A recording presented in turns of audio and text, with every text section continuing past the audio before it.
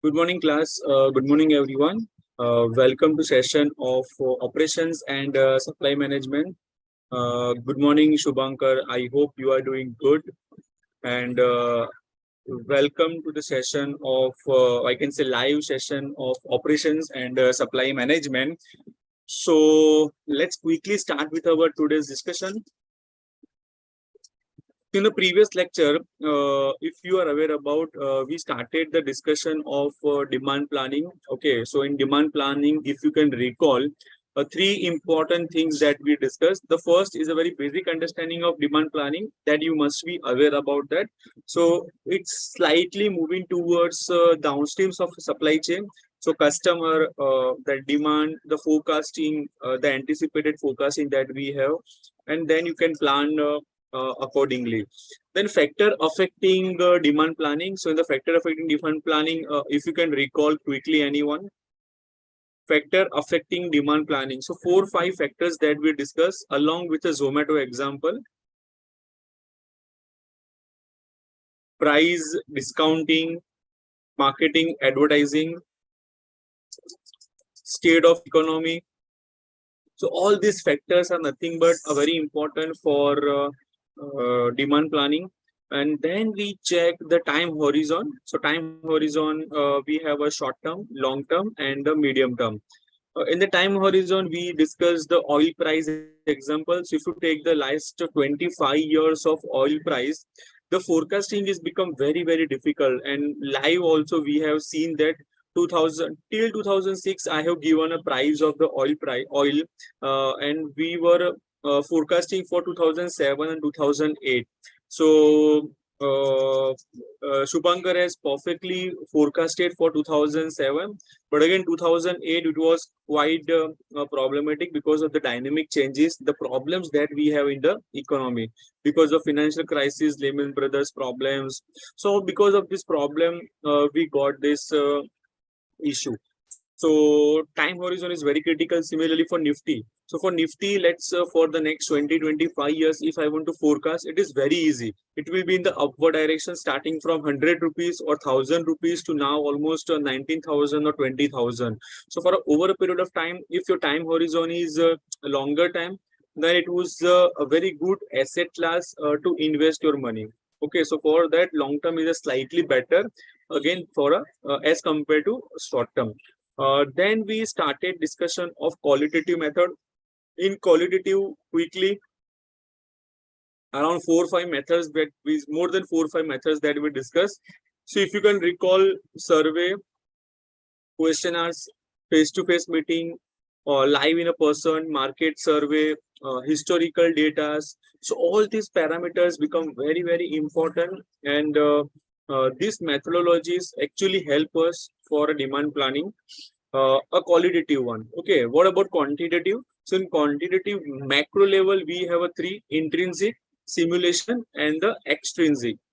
More towards regression analysis, weighted moving average, simple moving average, uh, time series analysis.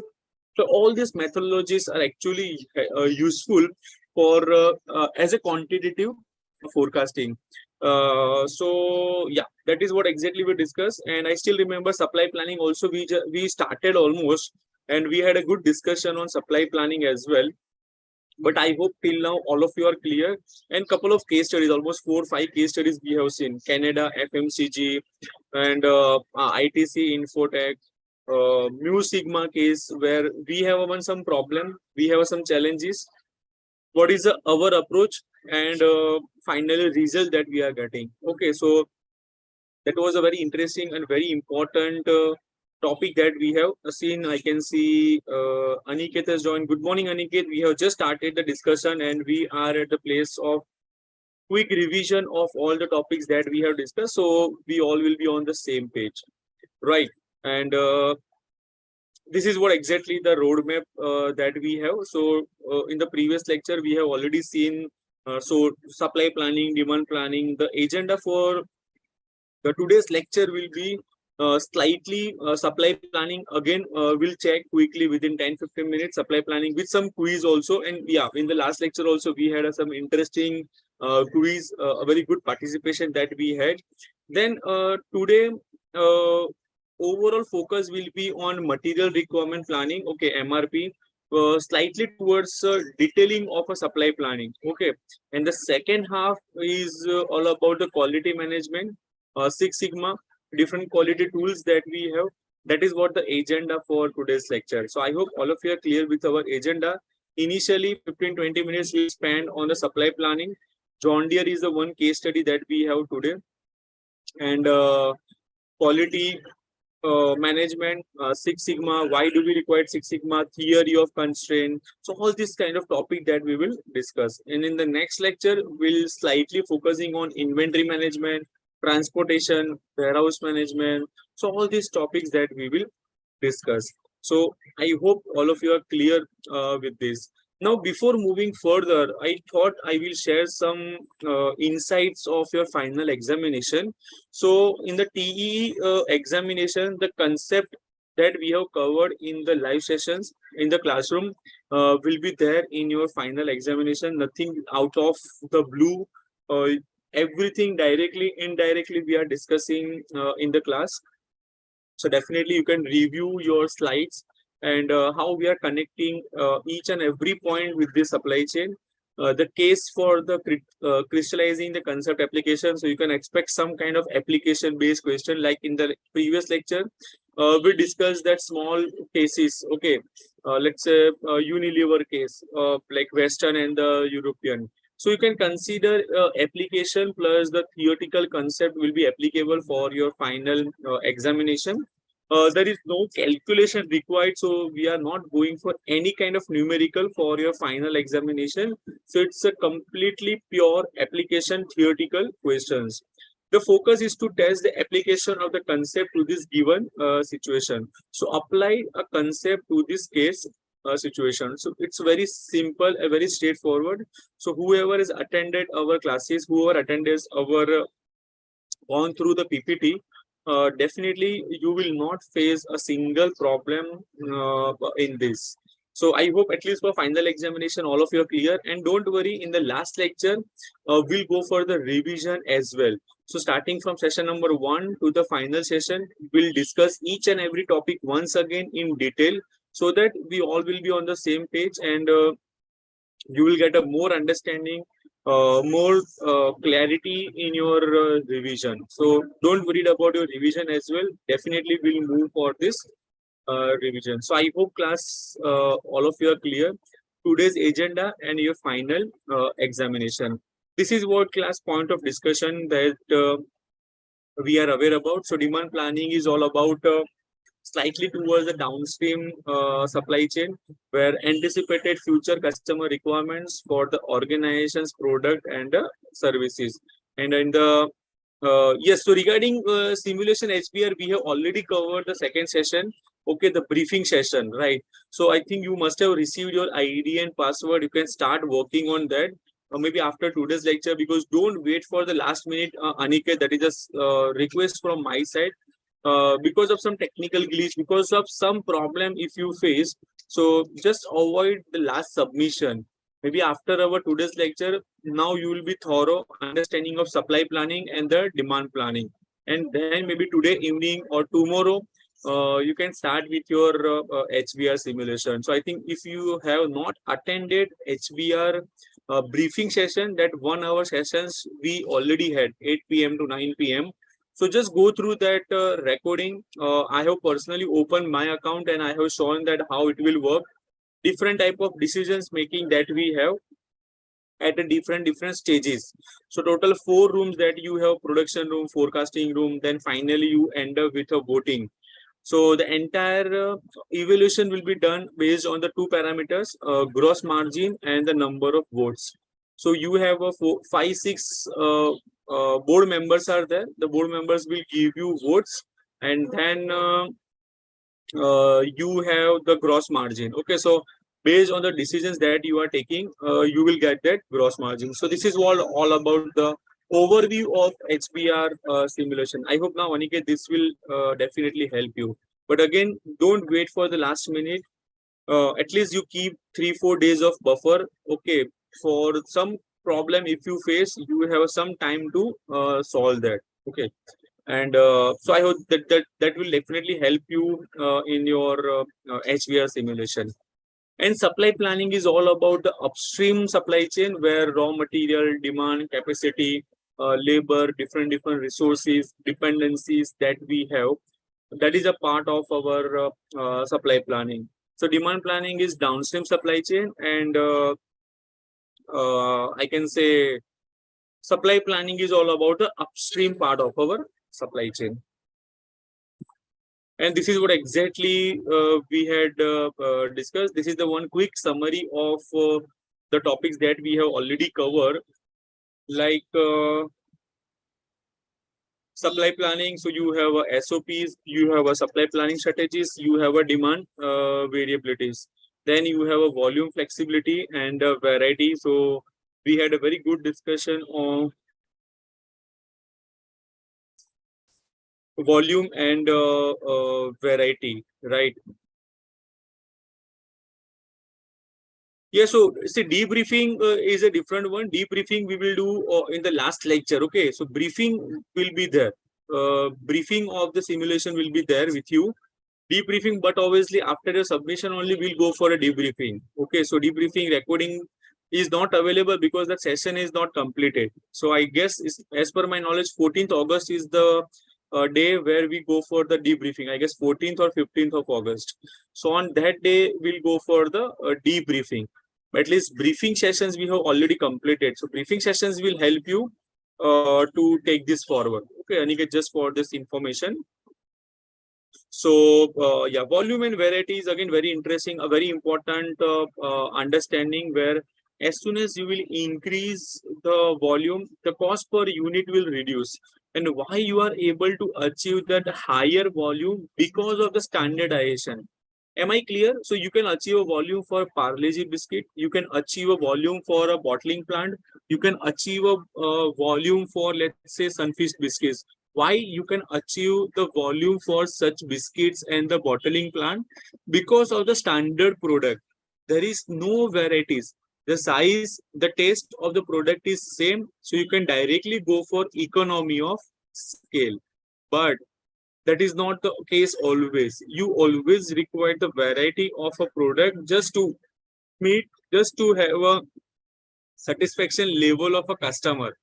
So ultimately, you will keep the balance between your volume of the product and the variety of the product. So volume and the variety is always trade-off. And I still remember, I guess Aniket has already mentioned that it is into inversely proportional, right? So if you increase the volume, the variety will reduce. And if you increase the variety, the volume will reduce. So yeah, that is what exactly volume and variety. SOP details in the further slide we'll check. Chase strategy, level capacity and hybrid we also have in the next slide. Yes. So this is what exactly we had discussed in the previous lecture as well. So sales forecasting, the collection of a data, quality of the data that you have. If you have a garbage value, definitely you will get a garbage. So garbage in, garbage out. Collection of a data is a very important part of that, and ultimately you will generate some report. Then you come to the demand planning where validation of the forecasting is required, because see, ultimately you have multiple models. If you can recall in the last lecture, I guess uh,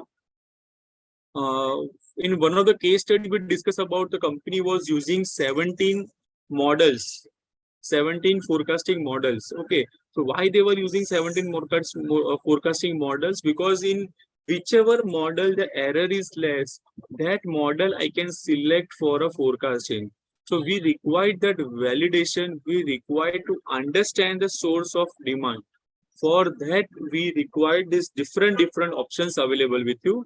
Then amount of variabilities that you have, revise inventory and the customer service policies. Then coming to the supply planning, because ultimately it starts from the downstream part. Okay, so in downstream the demand is generated and it will come to this supply planning. Access the ability to meet the demand by reviewing available capacities. So first you will try to understand the existing capacity, existing requirement, and how much existing machineries, how much existing space is available with you, and then only you can think of matching supply and demand. So matching supply and demand plans with a financial consideration, and then you will go for the final implementation and the releasing. So these are the systematic steps that we are following. Then strategic horizon, that we know, tactical horizon and the operational horizon. Strategic is all about the ultimately strategy word actually help us to understand is for a long term. Okay, so whatever things you are doing is just for the long term, and tactical and the operational is for slightly short term and the medium term. And that is what exactly, yes, we have discussed. The equipments are long lead time equipment, may not gain 4 to 18 months. Work with the research and development, quality and the production team to identify and qualify and the source incremental demand. Unilever case, I think we have already discussed. All of you are aware about the Unilever case. I think we don't have any problem in this Unilever case, but still I can give you 1 or 2 minutes. Just go through this. So at least you all will be on the same page as an understanding. And see, in the Unilever, we have a two options. The first is a Eastern European, and the second is a Western European. In the Eastern European, we have the problem: top management commitment is not there. Mindset, leadership is the problematic. That was the one problem that we have.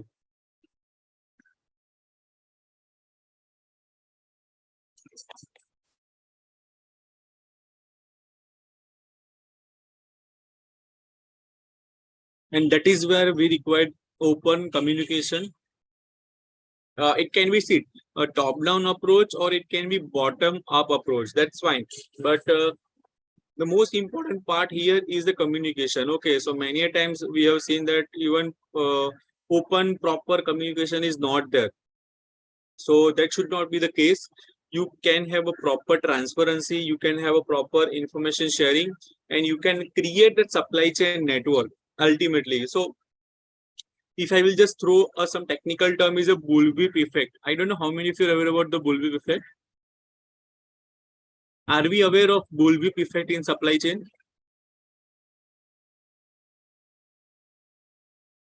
Bullwhip effect. So when you are not sharing information with your supply chain partners, ultimately it will generate the bullwhip effect in this supply chain. So bullwhip effect is nothing but the variability in the demand from retailers to manufacturers.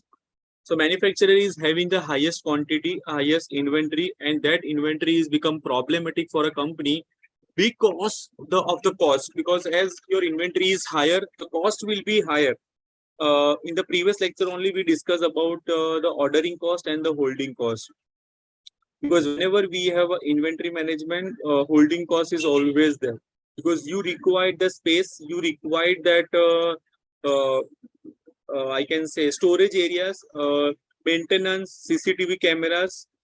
Because of that, we can see this will require, right? Coming to this Western European, so it is completely different. They are into continuous improvement, Kaizen approach.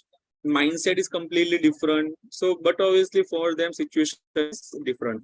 Aggregate planning, we are aware about this.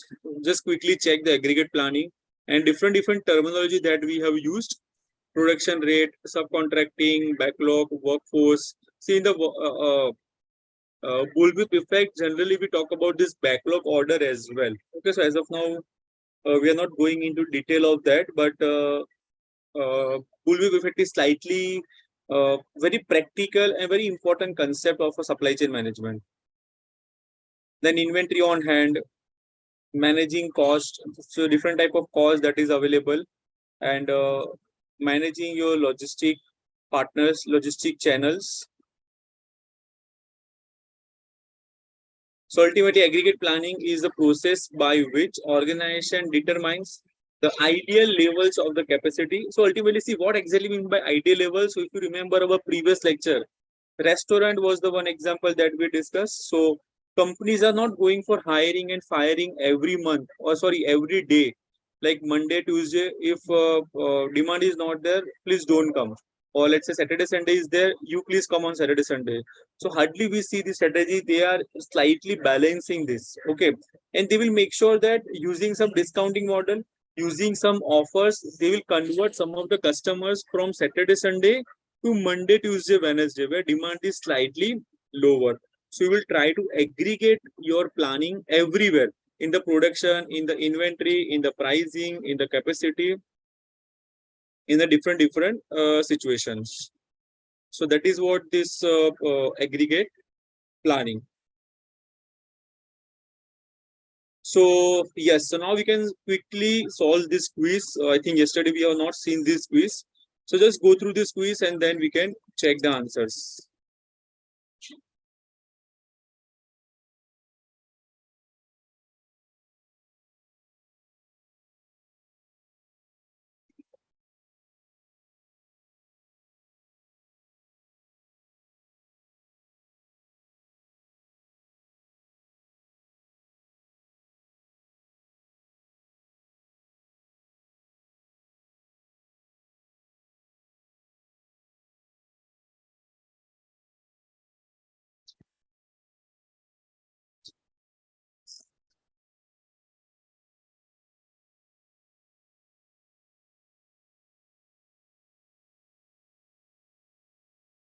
Just quickly read this and then we'll discuss further.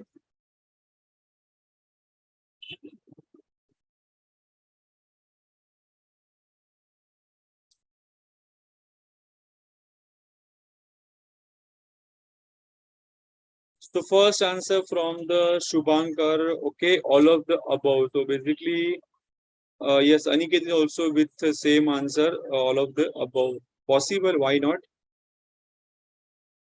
So warehouse storage cost, cost of working capital, and the cost of lost sales. So both of you are on the right track. So just quickly go through this description of this. So all the three costs, storage cost, working capital cost, and the cost of lost sales. Apart from the cost of manufacturing ACs, are the important inputs for the firm to devise the aggregate planning strategy. If the ACs are manufactured in the lean season, there will be a warehouse storage cost to store the inventory. Working capital will also be stuck for the longer period, although there won't be any lost sales.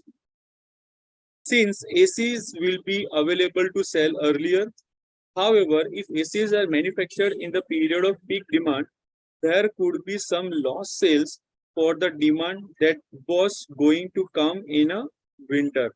So sales of the ACs in the winter is not zero. So definitely directly, indirectly, this kind of costs are also involved. Then coming to this capacity cost, inventory cost, and the backlog cost. So capacity cost is nothing but the fixed cost or the variable cost that is incurred. So production cost and the overall cost. So multiple examples that you can have. Fixed cost, you know the fixed cost, the setup cost that you have, the infrastructure cost. Sometimes salary is also fixed cost because every month you have to pay this amount. And coming to this variable cost, so maybe production cost, operational cost, some kind of miscellaneous or overhead cost can be a part of this variable cost. Inventory cost we have already discussed. So in inventory cost, holding cost is a very important. Ordering cost is very important. So these two costs are directly connected with the inventory cost. Backlog cost, this is the cost of opportunity lost due to stock out or the delay in the supply. So generally in the automobile, I think we have discussed this example. So in automobile, we have seen this backlog cost because whenever you are placing the order, immediately you are not getting this product, and after around let's say 1 month, 2 months, 3 months down the line, they are delivering this product. Okay, they are providing this service, but during that time, customer change their mind. Customer may go to some different company, some different offers. So from the company's point of view, it was nothing but the opportunity cost, or it was nothing but the backlog cost. Then we have a chase strategy, level strategy, hybrid strategy, and the capacity. So that we are aware about this. These are some of the examples. Just quickly go through that. We have already seen all these examples.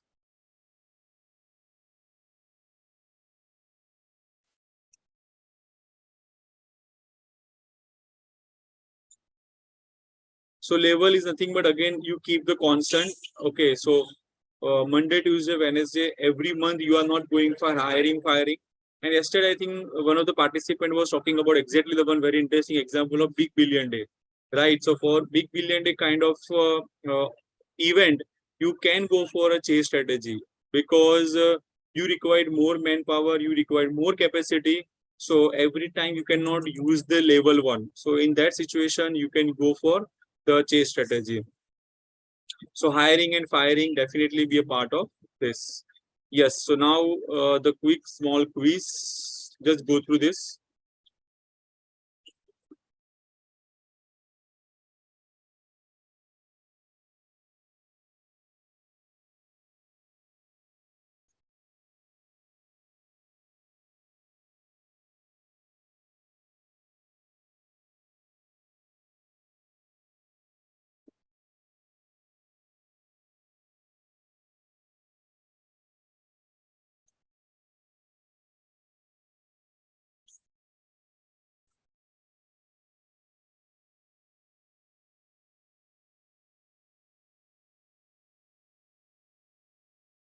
So again, four options are available. See, again, uh, as soon as you are able to justify your point perfectly, okay, it can be a part of capacity, it can be a part of some chasing or level.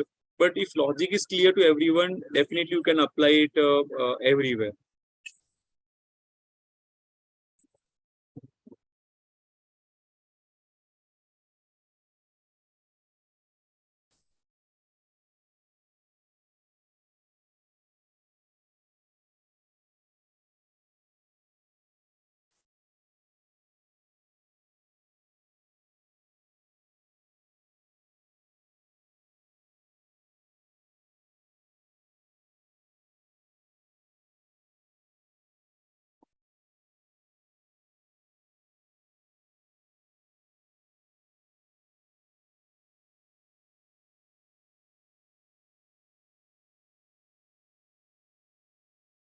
Yes, any thoughts, anyone? Which of the aggregate planning strategies does this company deploy? Okay, so fantastic first answer from Aniket, hybrid, because production is not high all the time. So it is better you go for the level and chase strategies together. Basically, that is what Aniket is talking perfectly. Very good, no issues. So advantages of chase and advantages of level you combine, and then you can go for that.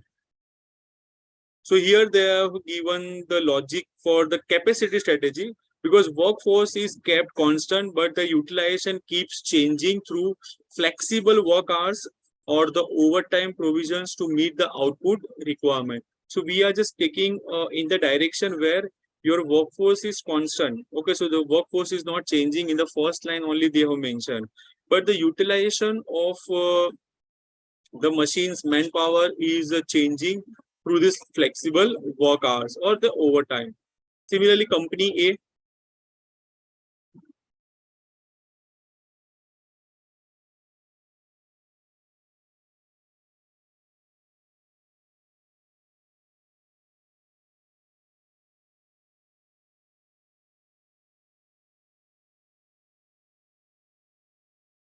A plans for its production according to the forecast demand. It hire additional manpower when demand is high and lay off manpower during the period of lean demand. Which of the following aggregate strategy does it deploy?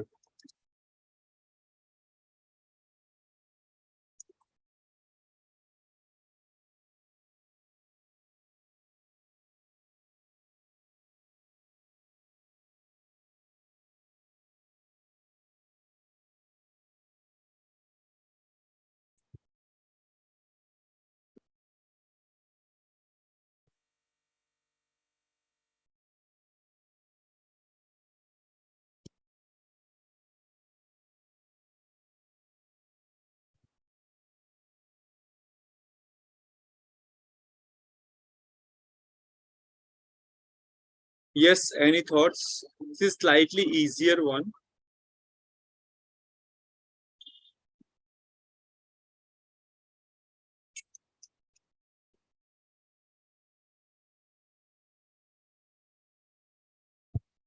Okay, so Aniket is chasing strategy, perfect, possible, and perfectly Shubhankar is also on the same page. And 100% both of you are right now, where companies production constantly chasing the demand, and the capacity is the lever for the companies and the workforce to keep changing to meet this requirement. Volume varieties we know, so volume variety the trade-off is there. Increasing the volume, variety will reduce, and increasing the variety, the volume will reduce. Specialized facility. So this is what all about the first lecture, if you can recall, the sourcing, making, movement, planning stage. So this entire supply chain, starting from designing, planning, sourcing, making, movement, sell, and the return. All these 5 to 6 steps are a part of supply chain process and very significance of a supply chain process. So we have a exclusive roles and responsibility for planning and the sourcing, exclusive roles and responsibilities there for the making, exclusive roles and responsibilities there for the movement, sell, and the return. Here, the one very important point that we had discussed in the e-commerce. If you can recall, in e-commerce, which stage is not there? Design, plan, source, make, move, sell, return. Specifically for e-commerce, which stage is not there? If you can recall the first lecture, designing, okay,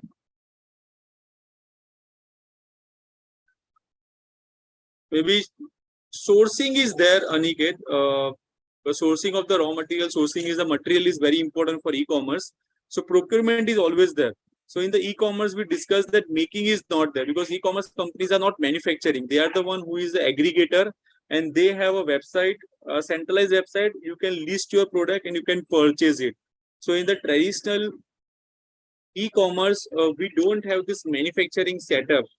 Nowadays they have started, some of the companies are now looking for the manufacturing of their own product, but still if you talk about the original business model or the main business model is the website and the technology. Okay, so they have a centralized website, and they are just using that online ecosystem for buying and selling. So ultimately, suppliers and the customers. So they are the one who is meeting the customer's requirement with the optimum level of cost and with a maximum output.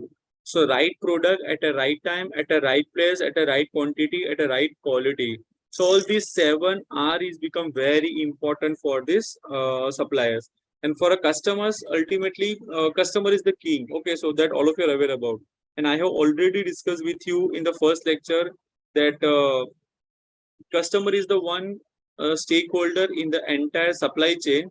But yeah, that is what exactly Shubhankar I'm saying, that nowadays, today, most of the e-commerce companies are manufacturing too. So that's why I'm considering the traditional one. Okay, the older business model of the e-commerce where they were not into the manufacturing. The main objective was not to manufacture, but the main objective for e-commerce companies during those time was just the aggregator, just have this online platform and provide a product from one location to another location. That was the disclaimer I have already given, that nowadays they are focusing on the manufacturing. Even the classical case of Ola.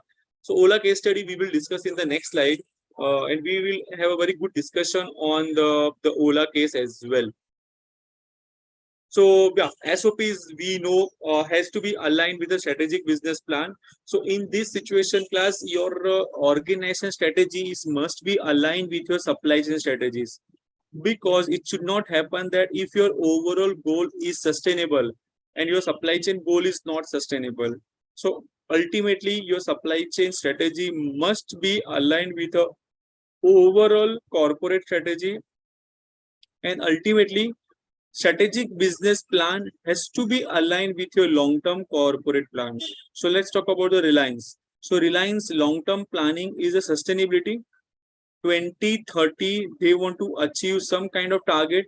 Or I think yesterday only we were discussing about, first lecture we were discussing about the sustainability hero motto, right? So for hero motto 2030 zero emission, 2030 this they want to achieve. Walmart net zero, lean manufacturing. So all this kind of sustainability practice that they are targeting. The ultimate story class here is must be aligned.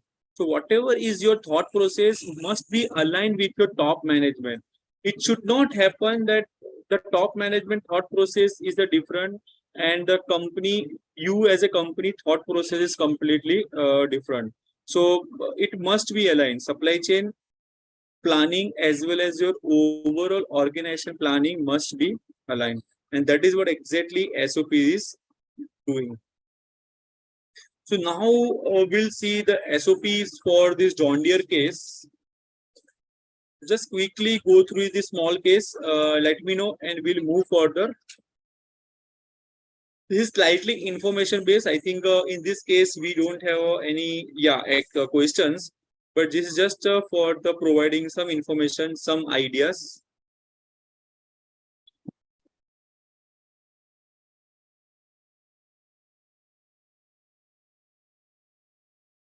So John Deere, a manufacturer of the agriculture equipment such as the planters and the combined harvesters. Demand for the planter is seasonal, with most of the corn planting in the US occurring between March and May. John Deere must plan how it will meet the seasonal demand for planter to maximize that profit. A very simple example class, let's say bottling plant, okay, Coca-Cola, Bisleri bottle. So before that summer season, I don't know how many of you are aware about that. They are already in the full capacity, because along with my students last year we visited the Coca-Cola plant, and the entire strategy that they were discussing. So it is not like in the month of April, May they will start this manufacturing. No, that is not possible for them. Otherwise, they will not able to distribute and fulfill the requirement of a customer. So their strategy was just to have the capacity. They have the storage areas. They have the customer and the forecasting requirement. And according to that, in the month of Jan, Feb, March, they already have the sourcing. They already have a capacity utilization. And whenever market requirement is there, they will immediately deliver. So one way required the John Deere to carry enough manufacturing capacity to meet demand for the planter during the peak demand period. The advantage of this approach is that John Deere incurred low inventory costs because no inventory is carried from period to period. The disadvantage, however, is that much of the expensive capacity is unused during most months when demand is lower. Just quickly go through this and then we'll go to the next page.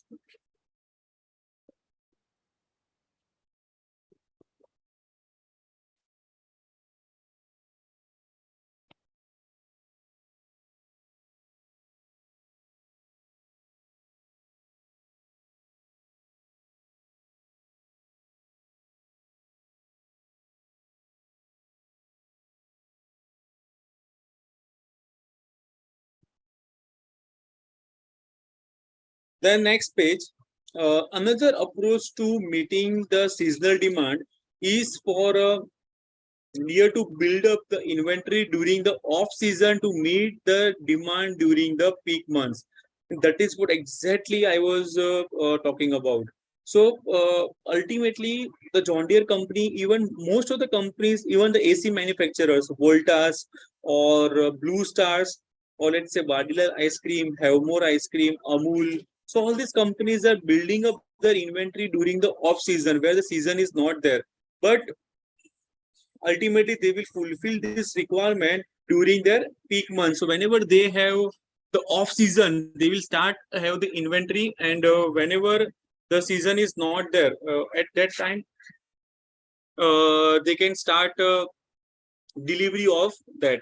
So the advantage of this approach lies in the fact that Deer can get by the low capacity, less expensive factory. And the most important part, as per my experience, is the maximum utilization of your available capacity.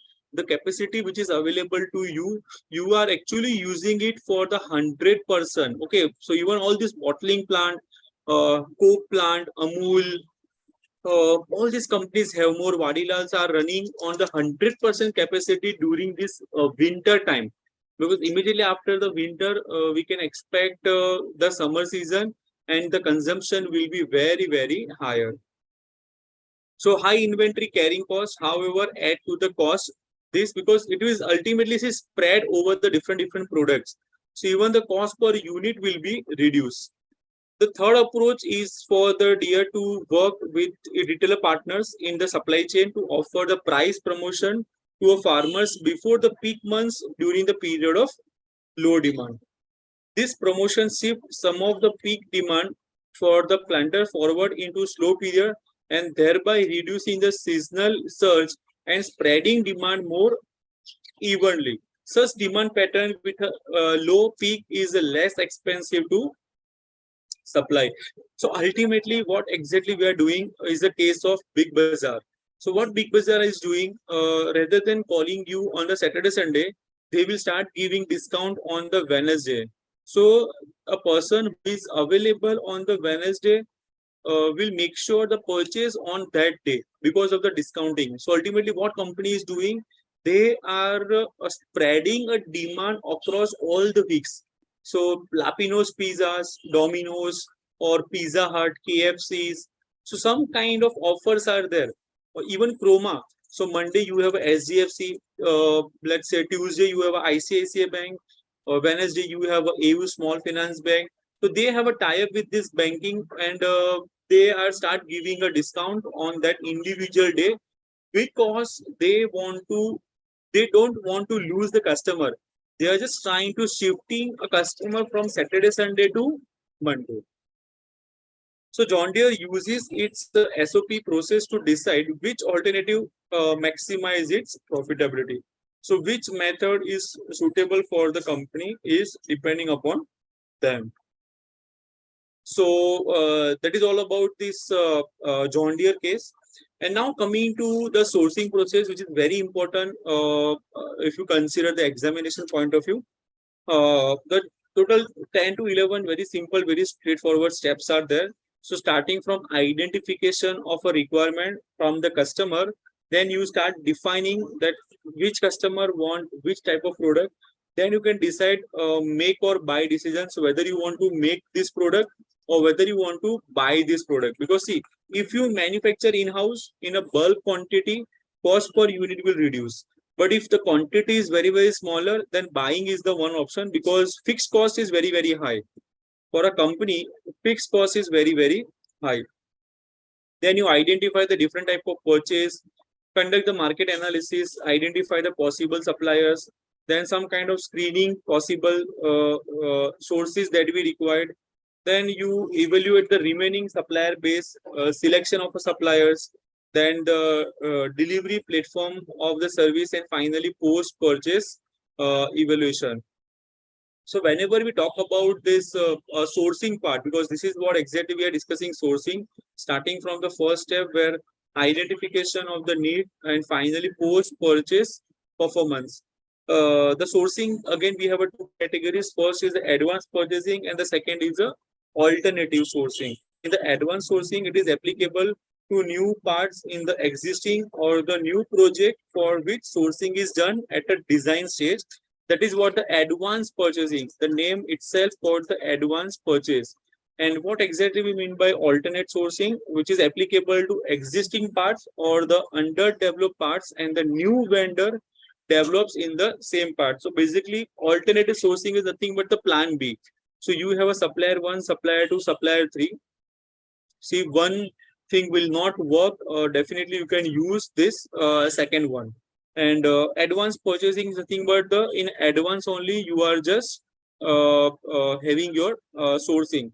So ultimately, class, what could be the reason behind for going for alternate suppliers? Why you should go for alternate suppliers? What is the reason behind that? Any thoughts? Reason for alternate suppliers? Any one or two reasons?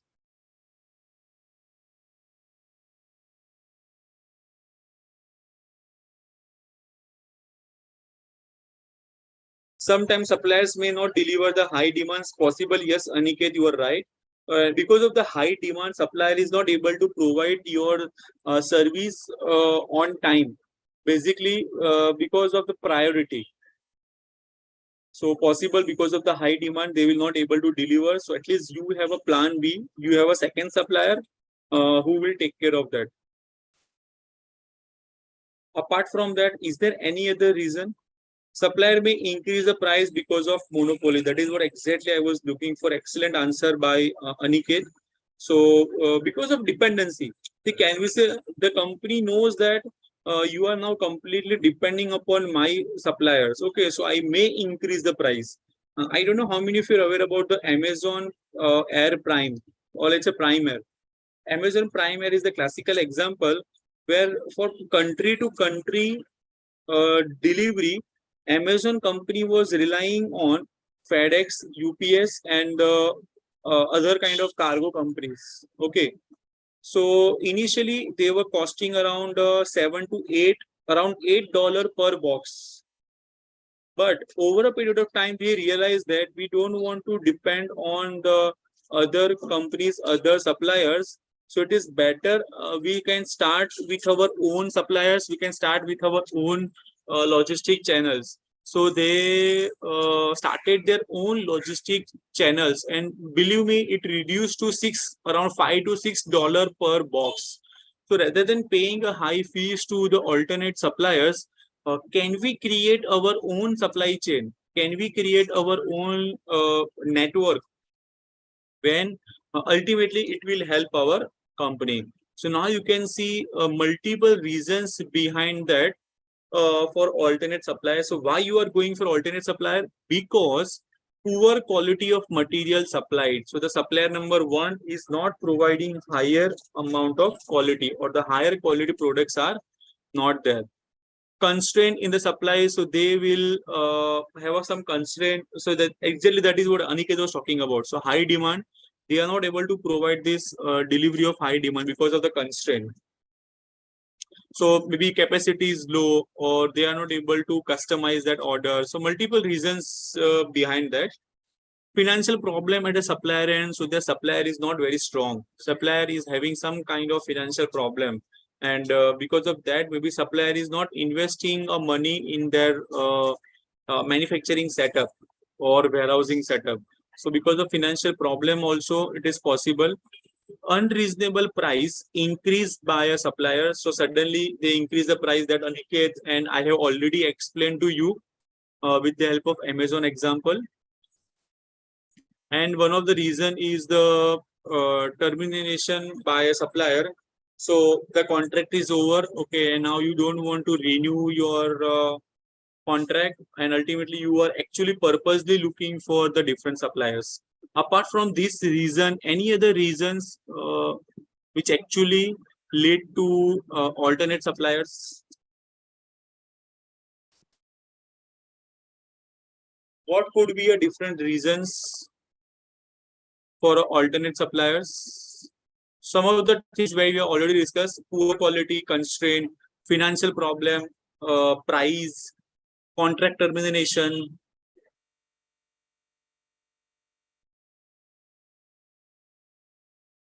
Is there any other reasons behind that?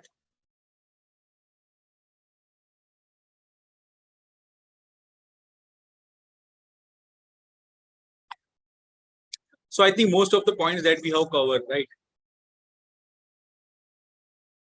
Yes. So now this is also very interesting.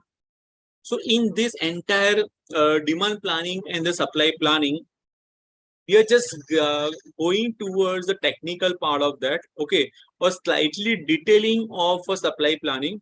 So ultimately, it starts from the strategic business plan. So how this production planning will work? Okay, so ultimately now we are discussing the entire planning phase. Okay, what exactly happened, the backend story in the upstream supply chain. So in the upstream supply chain, production planning is a very important.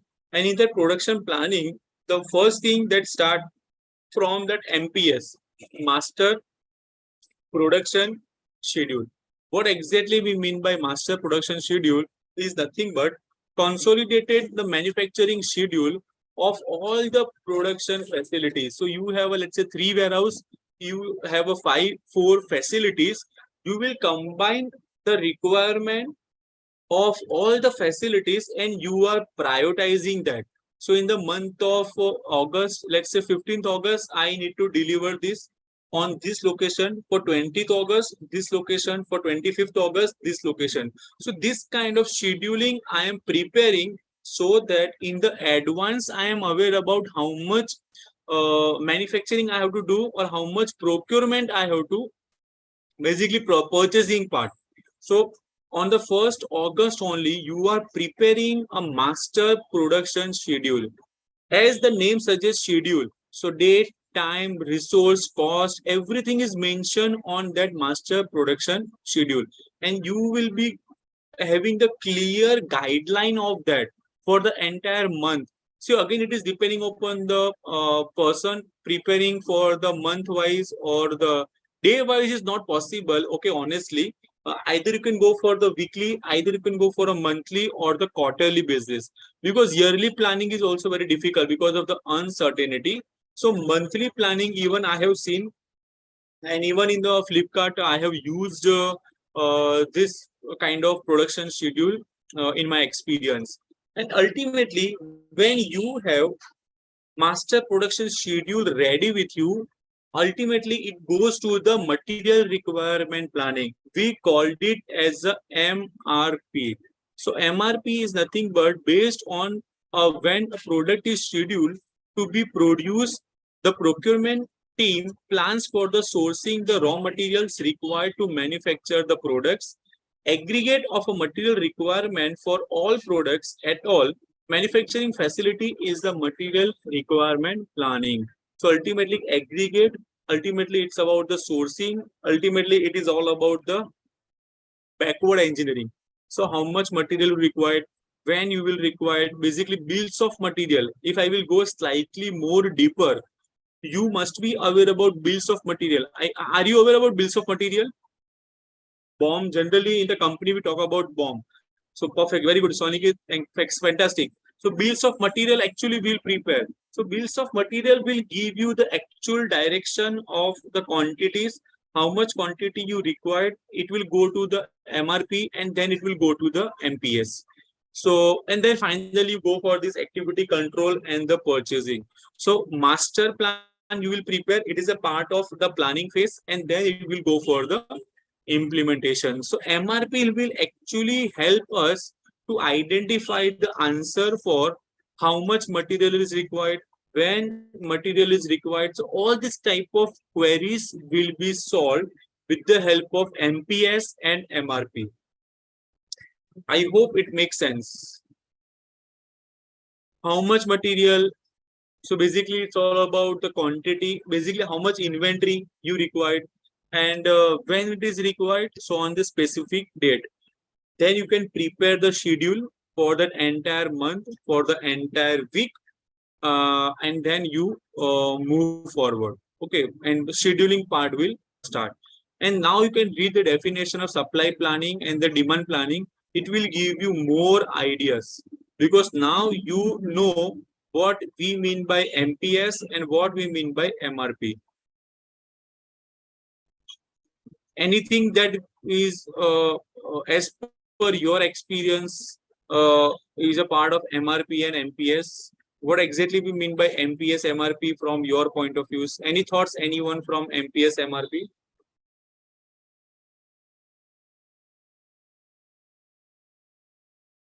Any examples you come across, or somewhere you have seen that your clients are using, your customers are using, or your companies are using?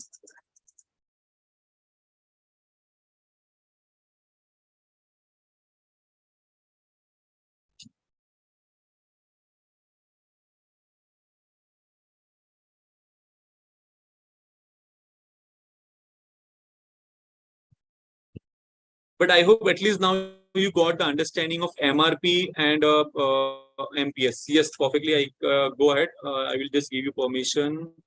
Yes, please, Shubhankar, go ahead.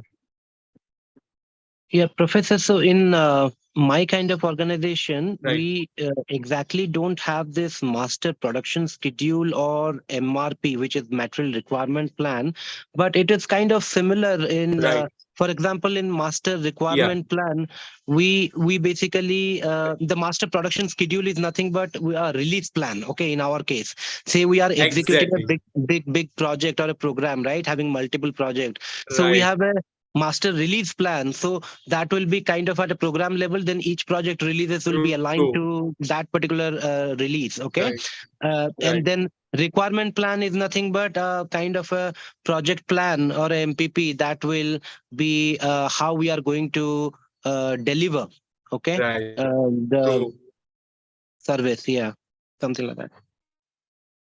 Perfect, perfect. See, excellent, very good. See, this actually shows us that different way. See, ultimately, me and the Subhankar both are on the same page, but the different type of terminology that we are using in the different industry. So, for a project management, exactly we are using this, but the terminology can be different. Maybe from service point of view, exactly we are using this. So, let's say releasing of a resources, or let's say moving a resources from one location to another location. See, ultimately in a manufacturing setup, we are also doing the same thing, right, Shubhakar? That is what exactly you are trying to make. So see, it's a kind of Six Sigma. Okay, so Mumbai Dabbawala are using a Six Sigma, but they are not aware about that we are using a Six Sigma. Okay, that is what exactly the point is. So that is one topic that we will discuss in the further slides after the break, most probably quality and the Six Sigma. But you are doing that, but sometimes you are not aware about the technical term, or if you are aware about the technical term, maybe some alternate name that you are using, right? And that is what I can see Shubhankar was mentioning. So sometimes it is called as a material production schedule or the master production schedule. Sometimes it is a master requirement planning, but the activities, the requirements will remain same.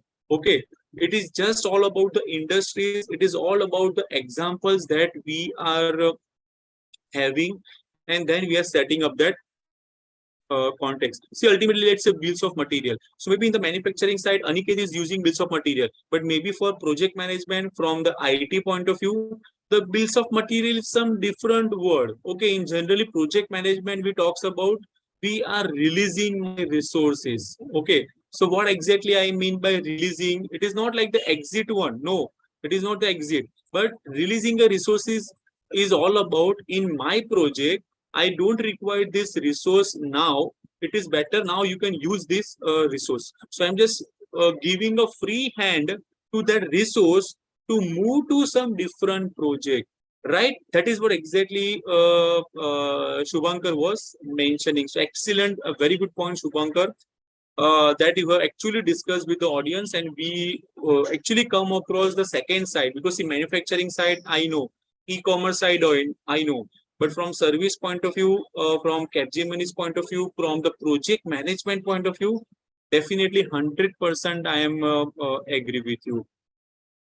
Here also we required aggregate planning, we required the actual demand, and we required the quantitative, qualitative, and the time horizon. So again, time horizon, you have a long term, short term, and this medium term. Any other points would like to share? I think Shupankar, or that is what exactly now we both are on the same page.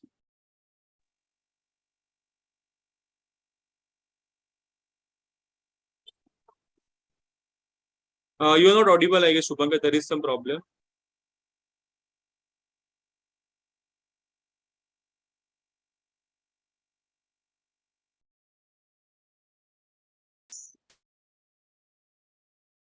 Yes, after Shubhankar, I will give you permission. Definitely, Aniket.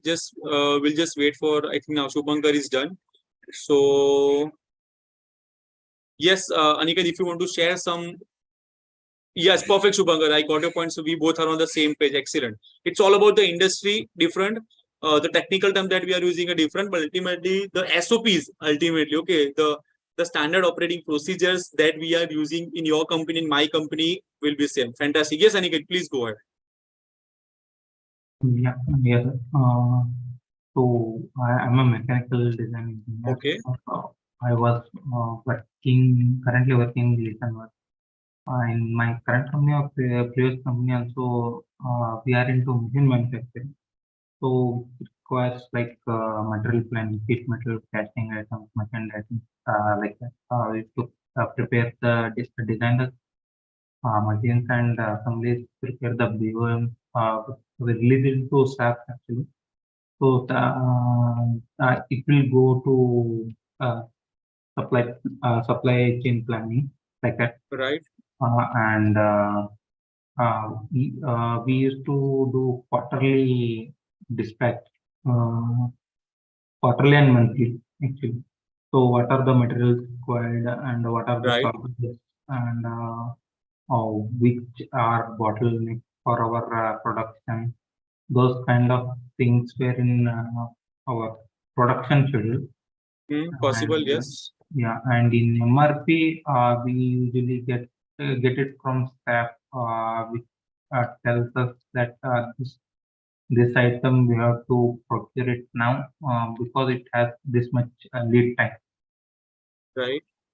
Yeah, so MRP would be automatically generated by staff, and NPS we used to do Excel sheet. Right. Yeah, those are the things. Sometimes we have to depend on suppliers. Okay.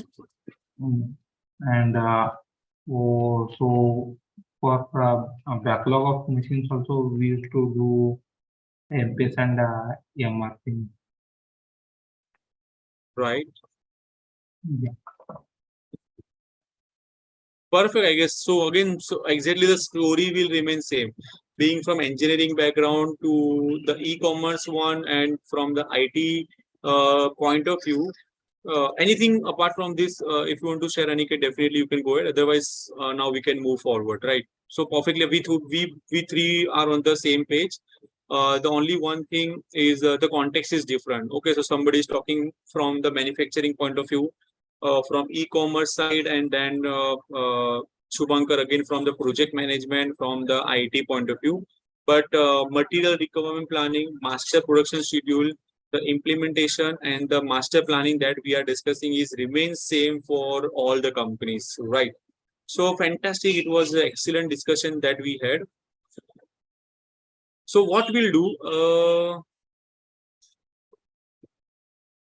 yeah. So we'll start with exactly what we mean by material requirement planning. Okay. So from this example, with the help of this example, you will get a more idea towards what exactly we mean by MRP. So understanding the material requirement planning, consider these three SKUs. Okay, three potato chips that we have: green color, purple color, and this let's say yellow color. Now we know that the aggregate production planning is the 5,000 tons. Aggregate production planning is for the 5,000 tons, but for individually, for green color, you'll go for 2,000.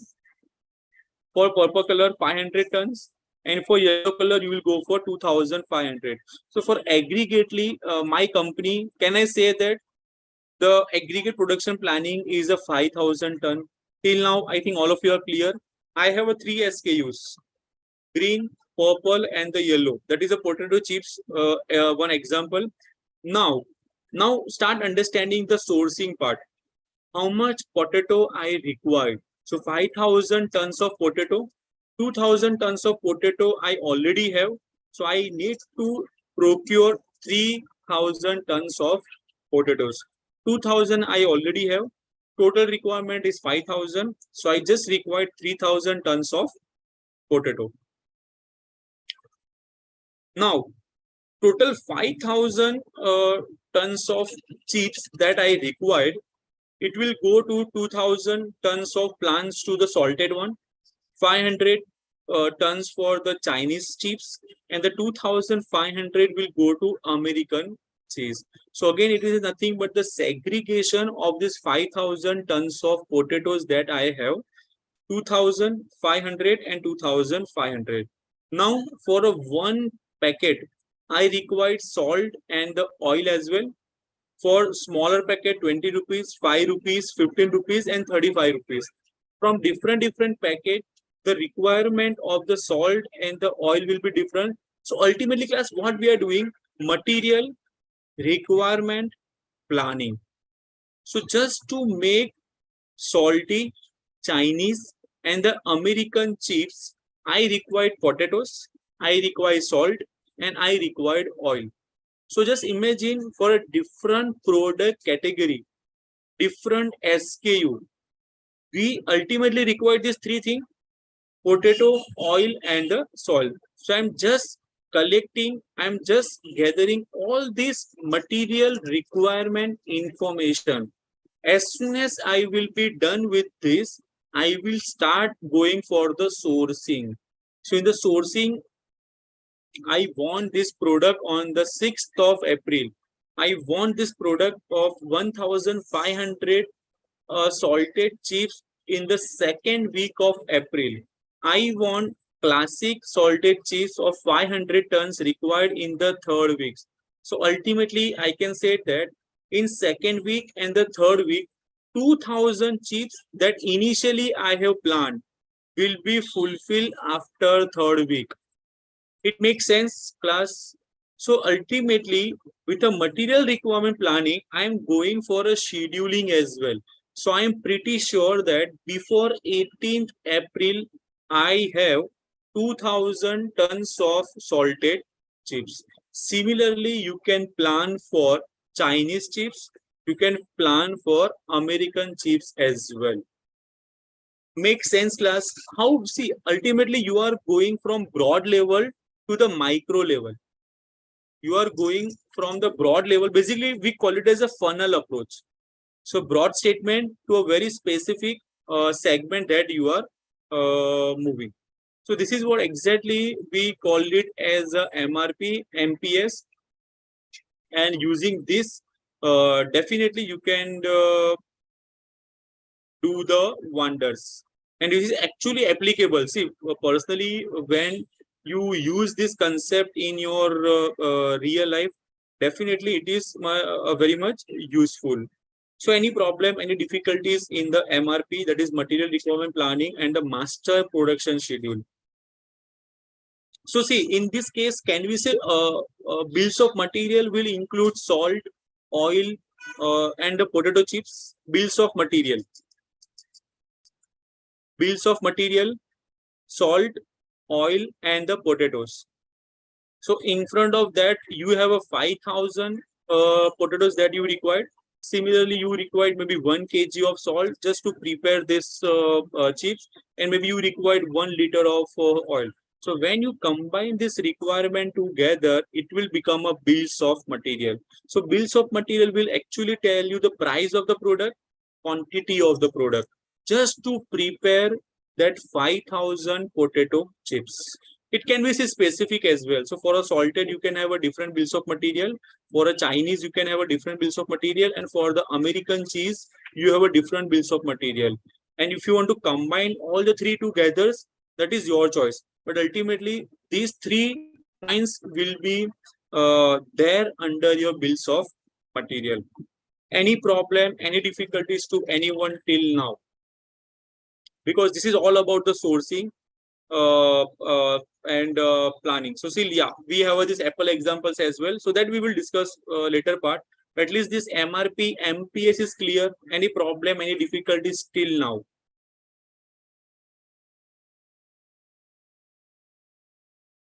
Any problem, any difficulties, any questions? I hope it is a fantastic. It's going good. Multiple examples, multiple small cases, multiple short example, graphical example. I'm just sharing with you. So it becomes very easy for you to understand. Fantastic. So what we'll do, it's almost around 11:40. So we'll go for a quick break. Just consider 11:55. Okay, around 11:55 again we'll come back. Roughly 15-17 minutes of break we'll do, and then we can start with another interesting point of Apple case study, slight detailing of sourcing, then quality management will start. Ola case studies, okay, it's very interesting, make and buy. So multiple interesting topics are there on the way. So let's go for a quick break. After the break, we'll continue from this slide onwards. So fantastic discussion, Aniket and Shubhankar. A very interesting, a very thoughtful discussion is going on. So exactly same discussion will continue after the break.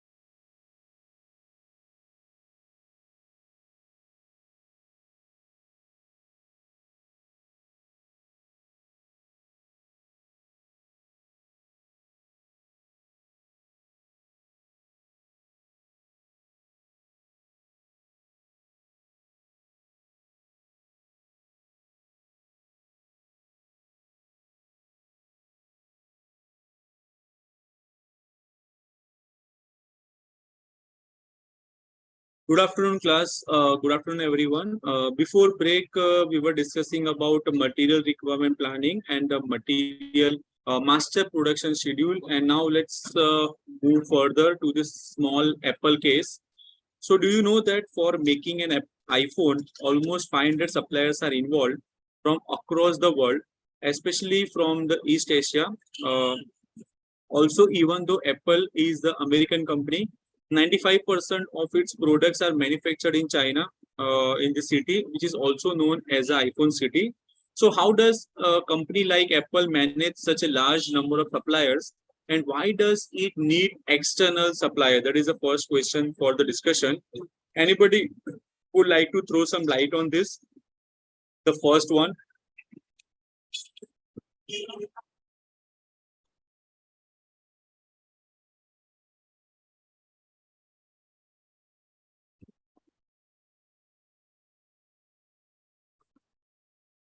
Any point to be shared? Maybe you can use the chat box quickly, just some of the pointers.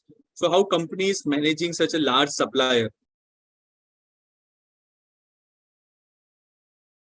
And why does it manufacture the parts of its own in America? So why company is not manufacturing the parts in the America? And why they are dependent on the Chinas and the other countries? Yes, so first, very good, Aniket. Why are the price are higher in the USA? Because of the labor cost is higher, and that is why, and that is what exactly Shubhankar is also sharing, that primary the cost, the labor cost is very high in the case of USA. So even companies not don't want to depend on this USA people, and then they are moving to this China, where China is famous for the cheap labor. Okay, and now even companies targeting India as well. So again, India is famous for the quality product as well as the cheap labor is available in this Indian market. Any other points that you would like to share in this situation? Any thought process? Any other ideas?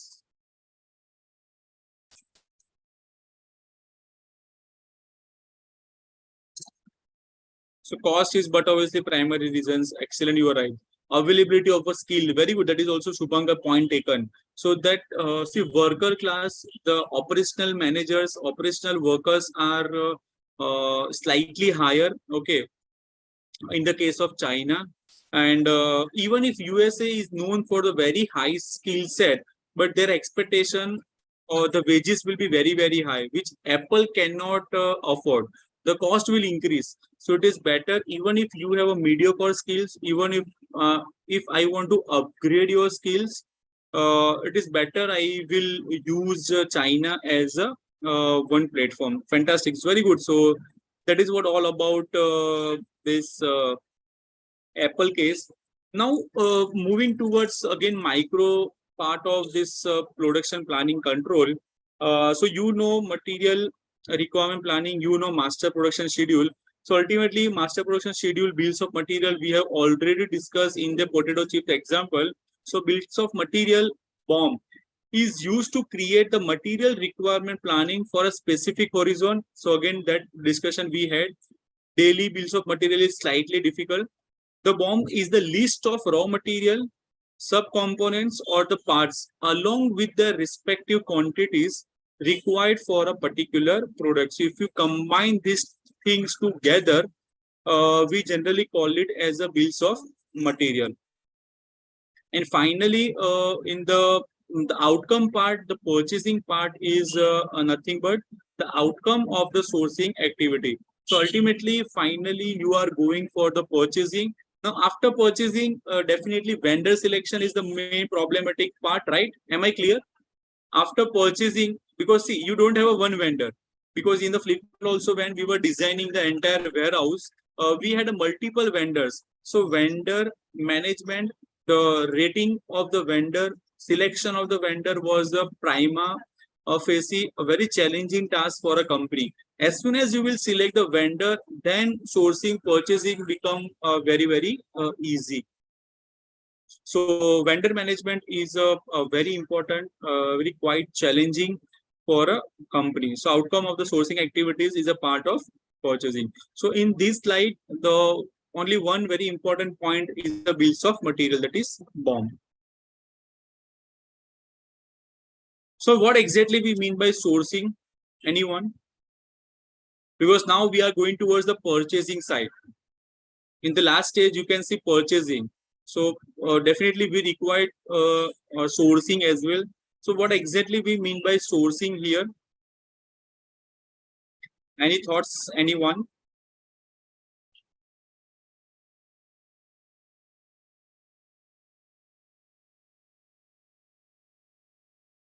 Sourcing.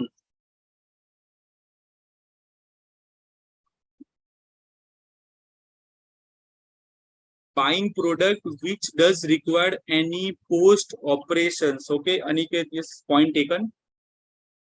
Sourcing is defined as the process of procuring material required for making a product. Subhankar is almost same page, same line. Sourcing of the material as well as the skill as well. Perfectly right. So now when we talk about the sourcing, so sourcing is nothing but again the procurement of the material that is required for making a final product. So for sourcing, we have two types. The first is a direct sourcing and second is a indirect sourcing.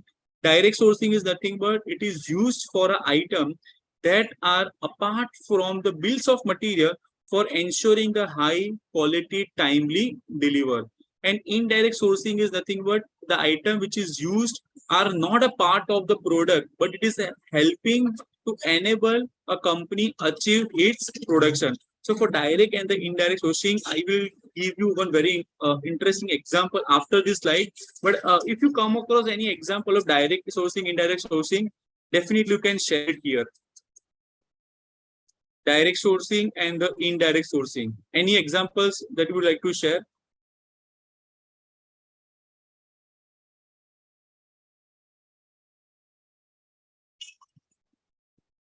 Any examples? Definitely yes. Aniket, please go ahead. You can share it in the chat box. That's fine. Direct sourcing and indirect sourcing. One very interesting, a very simple example. We'll share it here.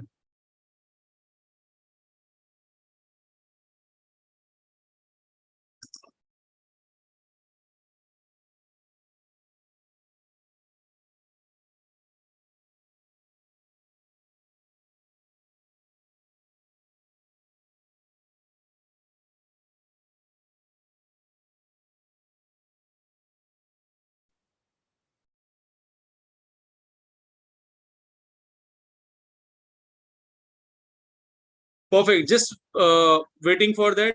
If you have, yeah, so components like motors, which consider as a direct, and the paint and the oil and the grease as an indirect. Excellent. Very good, Aniket. A very interesting example. Definitely from the engineering point of view, from the mechanicals point of view. But excellent. You are 100% right. Aniket, I just forget the name of your company, the where you are working. Just can you quickly share your name of the company and the location? Gilson Works, Pune, I guess. No.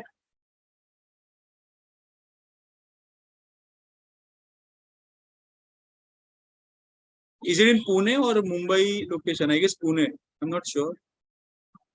Okay, fine. But yeah, that's very, yes, we have a branch over there. Perfect. Very good. So motors, which considered as a direct one, and indirect is like paint, oil, which is actually helping you enabling that. So direct material production, accounting, cost of goods sold, impact of the production, any delay will delay the production. So definitely if motor is not there, if engine is not there, if switch is not there, so definitely your entire production will be delayed because it is a tangible direct used.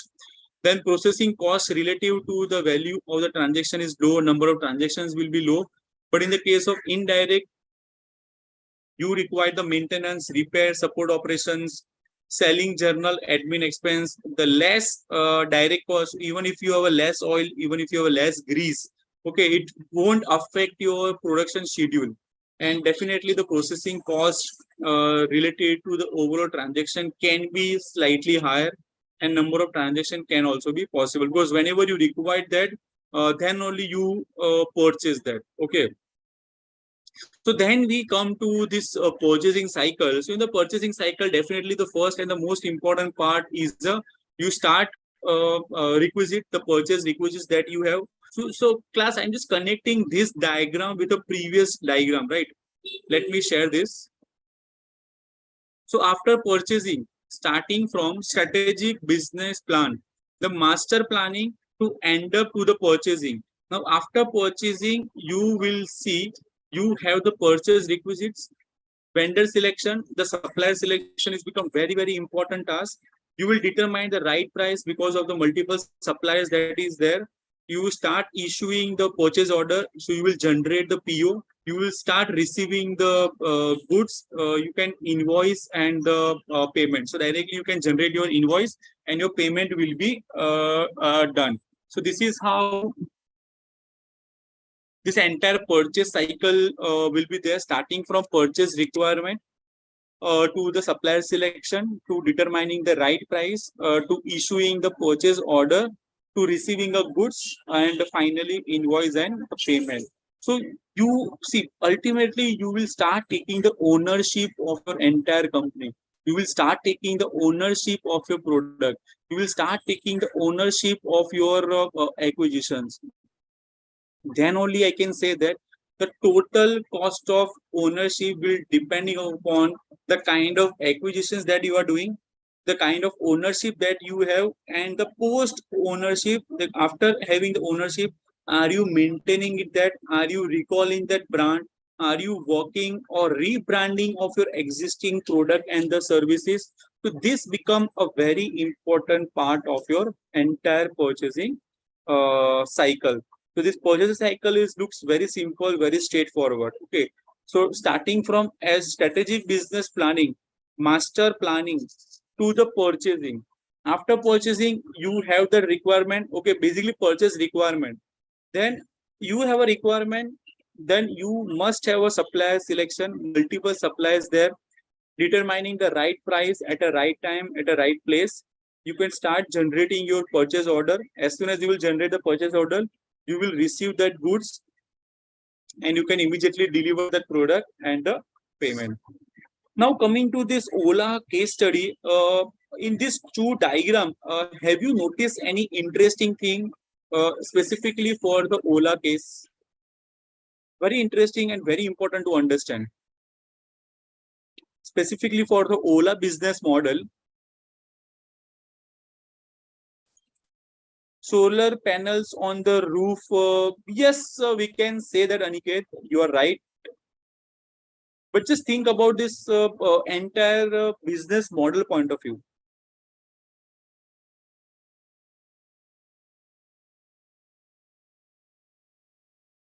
The business model.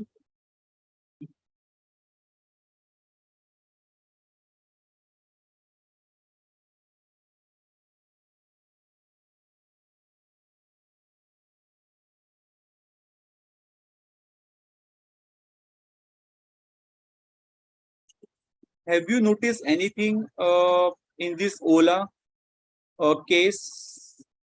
Just think it is slightly easier but very interesting.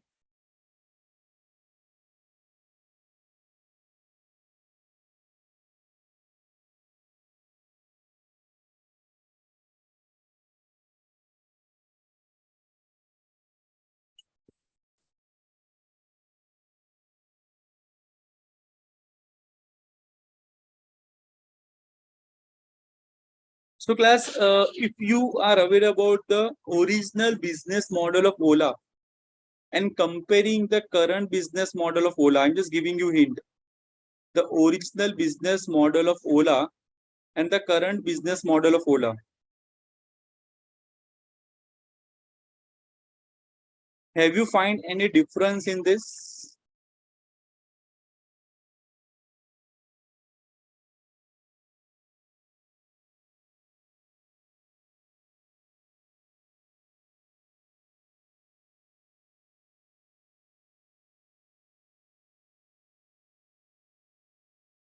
So initially, if you are aware about, Ola started with a aggregator company, right? So they were using the sharing concept. So what the Bhavesh Agrawal, the founder of the company, was sharing that you please don't own the vehicle. You use our Ola share service. Even in the one taxi, we can accommodate 2 to 3 different passengers as well. And that is what the Ola share concept they started. So don't owning the vehicle. The ownership, you should not have ownership of your vehicle. We are the one who will provide this ownership to you for a few hours.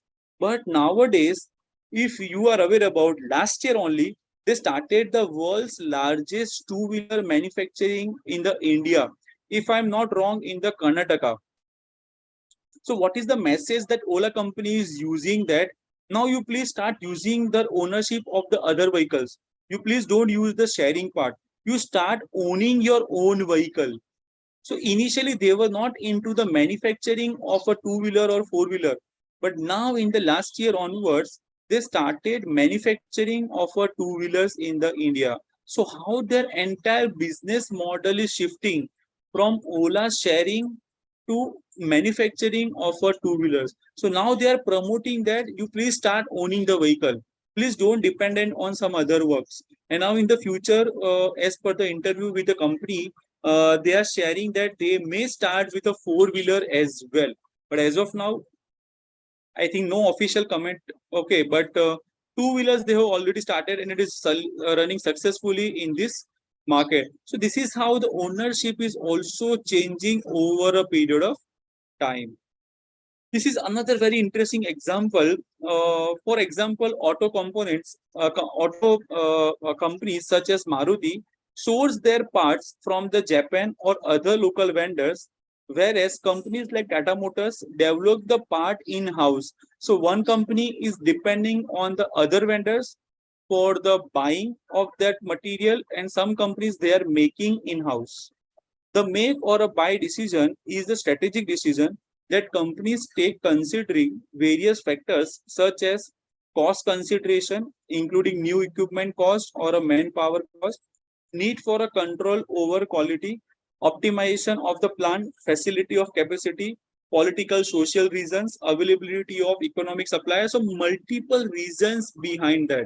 Similarly, another example is 787 Dreamliner. So now in this product, in this company, companies are outsourcing a product from the multiple different locations. So you can see some products coming from China, USA, Australia, then Italy, Japan, France, Canada, UK, Sweden. So different products are coming from the different locations, and company will have it on the single location, and they are just trying to assemble it.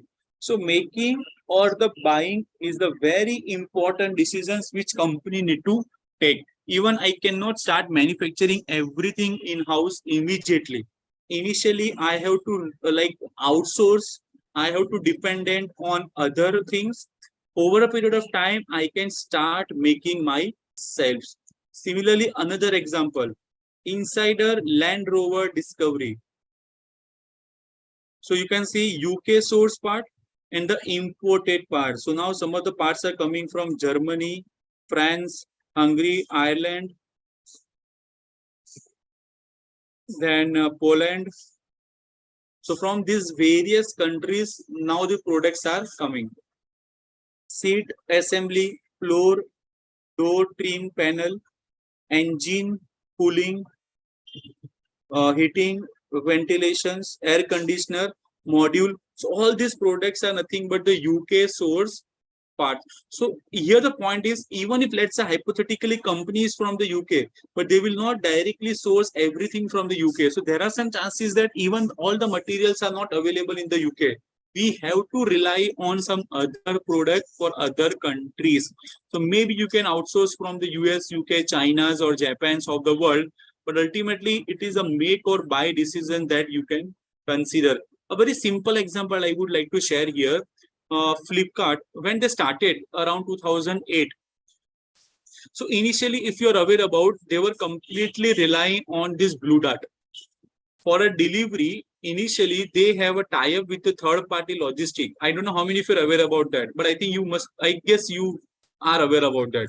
So initially, e-commerce companies were completely relying on the Blue Dart, First Flight, or this kind of third-party logistic. And over a period of time, company realized the importance of that, and they started their own logistic channel. And that is how the cost was drastically reduce. So making and the buying decision is become very, very important for this company. And that is how we'll reach to this concept called making in the source make movement. Sourcing part is clear to everyone. So purchasing, sourcing, supply, and the demand planning. And now coming to this making part. So process of making goods demanded by the market based on the supply plan, material, master production schedule. Then MRP will determine what raw material and the components are required to make the goods based on the BOM. Such RM and the components sourced from the suppliers are used in the making. So will every organization have a make process? So that we have seen that not always all the companies are having the make process. Any company which you know where the making is not there. Any specific example where the making of the product is not there. So generally they are using this sourcing part where making is not there.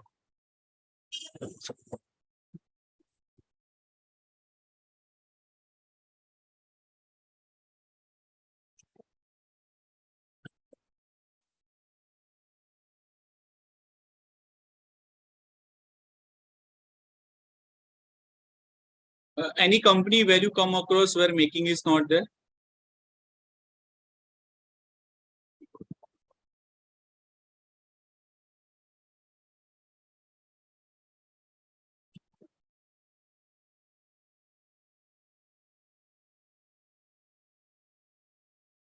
Yes, any examples where making part is not there? Yes, fantastic, Shubhanga. That is what I was expecting. Where Flipkart is the one example you can consider where companies are not going for a making, it's purely e-commerce based companies. So now I would like to share some interesting example of 3M Scotch Brite. I think all of you are aware about this Scotch Brite as a one product. You must have seen this, right? So now in this product, let me ask a very simple first question. Which material is the direct sourcing and the which material is the indirect sourcing? In this product, which material is the direct sourcing and the which material is the indirect sourcing?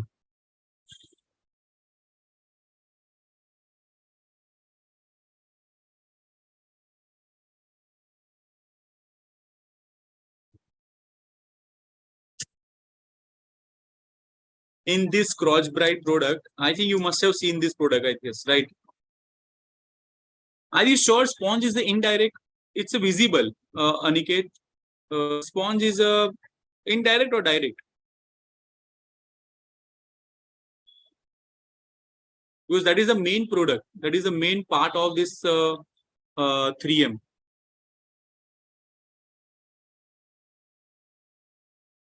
So as soon as so to just keep this question in the mind, definitely you will get the answer. I'm 100% sure.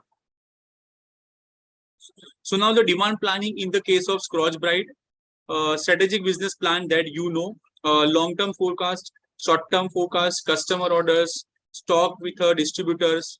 Then supply planning is the finished good inventory at the distribution centers, finished good inventory at a plant, production plan, master production schedules, bills of material. So now you can see bills of material. We have a web, we have a sponge, we have a glue, we have a wrapping, we have a cartons. Then how to do it? So printing of the manufacturer, promote the sticker. So on that packaging part, you will see the kind of designing, the kind of printing that we have on the package. Then sourcing, what to get from where. So if you are a master in that, definitely you can source from your nearby areas. Otherwise, if you have an exclusive tie-up, you can definitely select then raw material inventory. You can select the semi-finished inventory WIP, material requirement planning, execute purchase plan. So as a company, you will decide that which bills of material, or let's say which material you will manufacture in-house and which material you can outsource. So now my question to all of you, in this entire product of Scotch Bright, bills of material is there in front of you. So which material you think you will manufacture in-house and which material you will think you will outsource from some other company? Just take a 1 minute pause and just think logically. Which material you will take it from the other companies, okay, basically outsource, and which product you will manufacture in-house.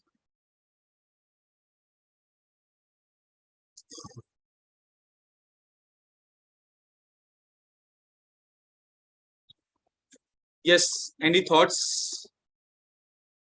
So make or buy decision.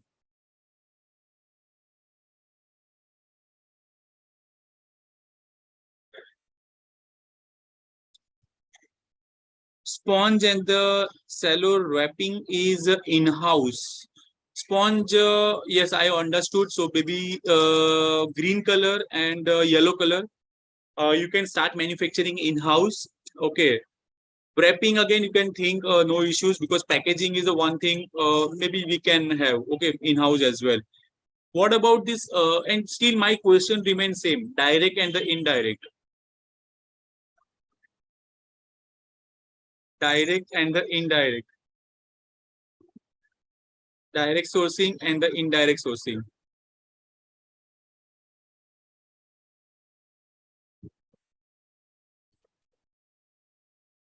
Direct sourcing and the indirect sourcing.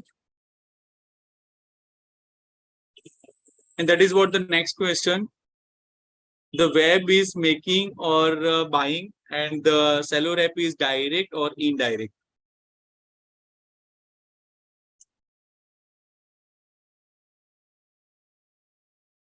Yes, direct sourcing, indirect sourcing, quickly, anyone?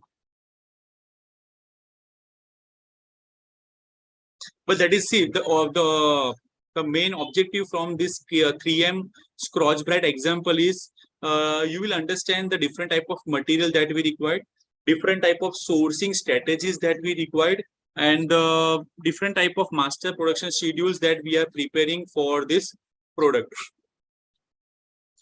So cello wrapping, direct, indirect possible, that's fine. But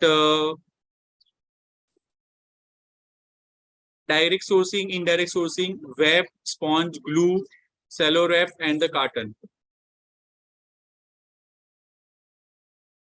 So very simple. What about glue? It is direct or indirect?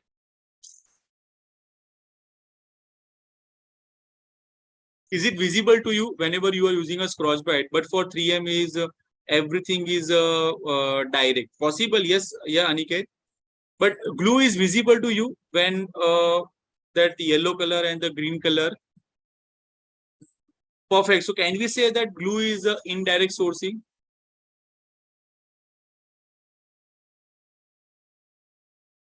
The yellow sponge and this green color sponge is the direct one because it is clearly visible to you. And that is the main important items and materials that we have in this product category. Perfect. But I hope this not able to understand that is the glue is a necessary and a part. Yes, but obviously, Shubhankar, see, glue is the most important part. But why it is indirect? Because the visibility is not there. And it is a part, but it may, yes, but it may taken from another product. Yes, definitely. Why not? But it is a part of bills of material. So I think Shubhankar, the question is why it is a part of bills of material? Is it?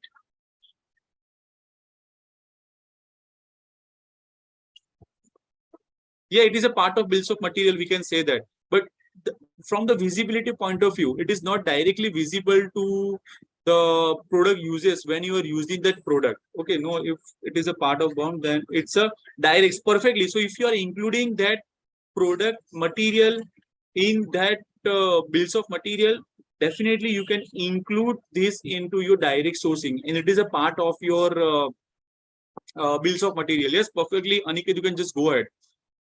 You can just type if possible in the chat box. So this is just a one example. The Land Rover example we have discussed, Dreamliner aircraft that we have seen, making and the buying. So multiple products are there, multiple categories are there where making or the buying decision is applicable.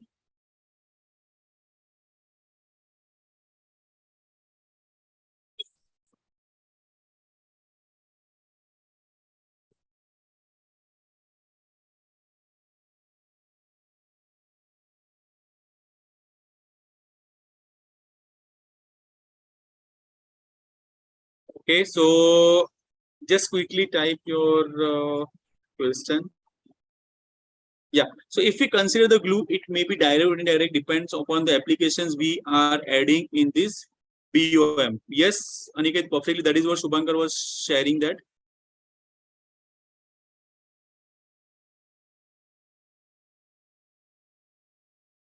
Perfect, perfect, great. So now, any problem, any queries till now, anyone? Because next point of discussion is the quality management. Any questions, any problem? So sourcing, purchasing, make or buy, at least now you have some idea with this example. Can we move forward, class? Yes, no, so then we can start with this quality management. Fantastic, very good. So let's, I got a green signal from Shubhankar. So class, here the point of discussion is the poor cost of quality. If you are not maintaining a proper quality standard, definitely you will face the huge problem. Maggi noodle market share dropped to almost half after ban, still on top spot. Nestle pays Ambuja Cement to 20 CR to destroy Maggi packets. Johnson & Johnson lose license to manufacture baby powder over the quality issue. Ramdev, Patanjali's product fail quality test. So if you are compromised with your quality, definitely nobody will help you out and you have to pay some amount for that. And see, list is very long. 3-4 days back only I come across one article says that even Maruti Suzuki has recalled one specific car from the market manufactured between 2021 to 2023 because of some small defect in the product. So just imagine the recall cost, the reverse logistic cost.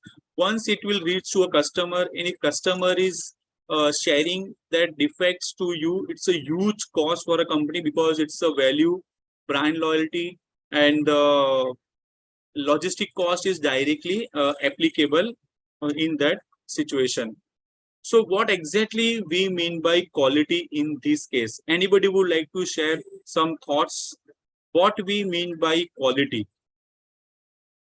And then we can start this discussion. What exactly we mean by quality?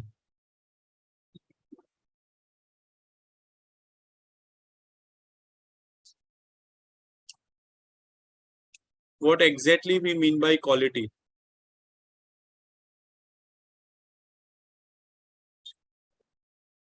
A very simple, very straightforward definition. What we mean by quality?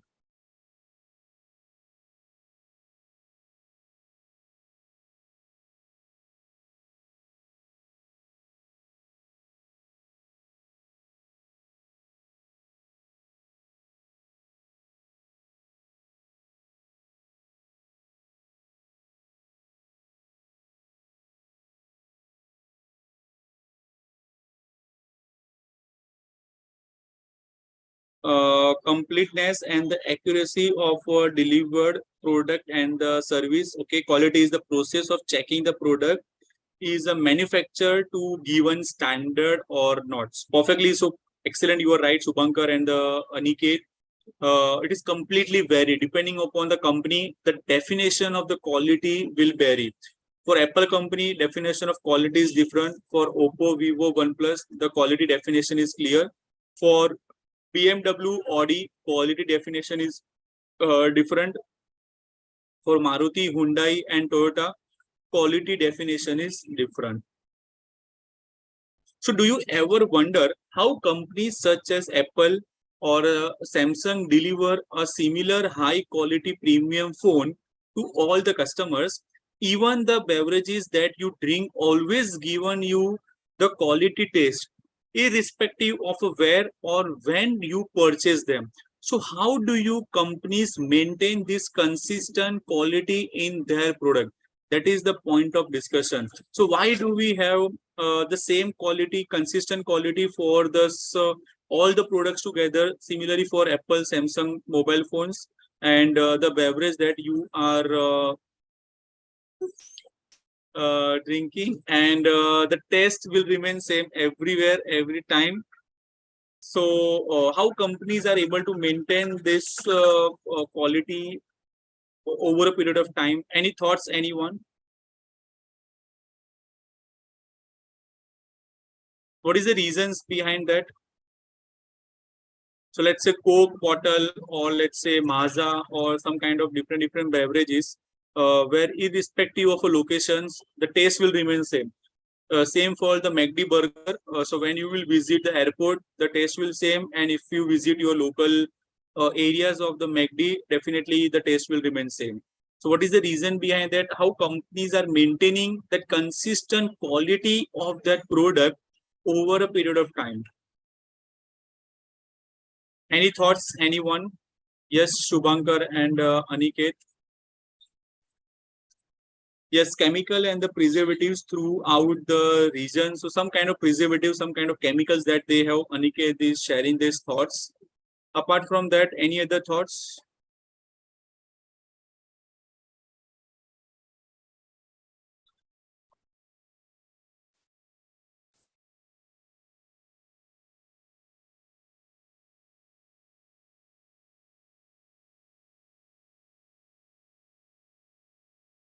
So can we say that the standard operating procedure, the SOPs are same for the company for the different locations?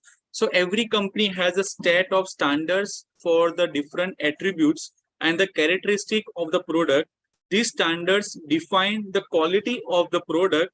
Inconsistent quality has both direct and the indirect effect on a company. So the SOPs that we are having for the product will remain same for the different location. So for the raw material that MACD is having for the airport is exactly same with a raw material that MACD is having in your local areas. So that standard operating procedure is common and is same for all these location, and because of that you will see all this product is having the same quality at the same taste every time. So again, this is what exactly I was discussing. Maruti recall 9,900 units of a Wagoner. Celerio 2,25,000 Volkswagen Audi vehicles recalls over the tire pressure monitoring system. Ferrari Japan recalls more than 7,000 vehicles on the brake failure concern. With these three examples, I would like to ask one question to all of you. All these companies like Volkswagen, Maruti, Ferrari, Hyundai, Toyota, they are the classical benchmark company. They are using TQM, they are using just in time, they are using technology, they are using analytics, they have all expertise. Even if after having all this kind of expertise, why there is a problem in the product of Maruti's, Volkswagen, Ferraris, Hyundais, and Toyotas? What is the reason behind that? Even if so, money is not the problem because all these companies are the multinational level companies. Their presence is everywhere. Okay, and this is a very well-known companies, well-known brands that we have in the market. So still, why there is a problem in this kind of companies for a specific products? What is the reason behind that? specifically for the automobile companies, you open a newspaper, every month you will see some articles which talks about the recalling of a car.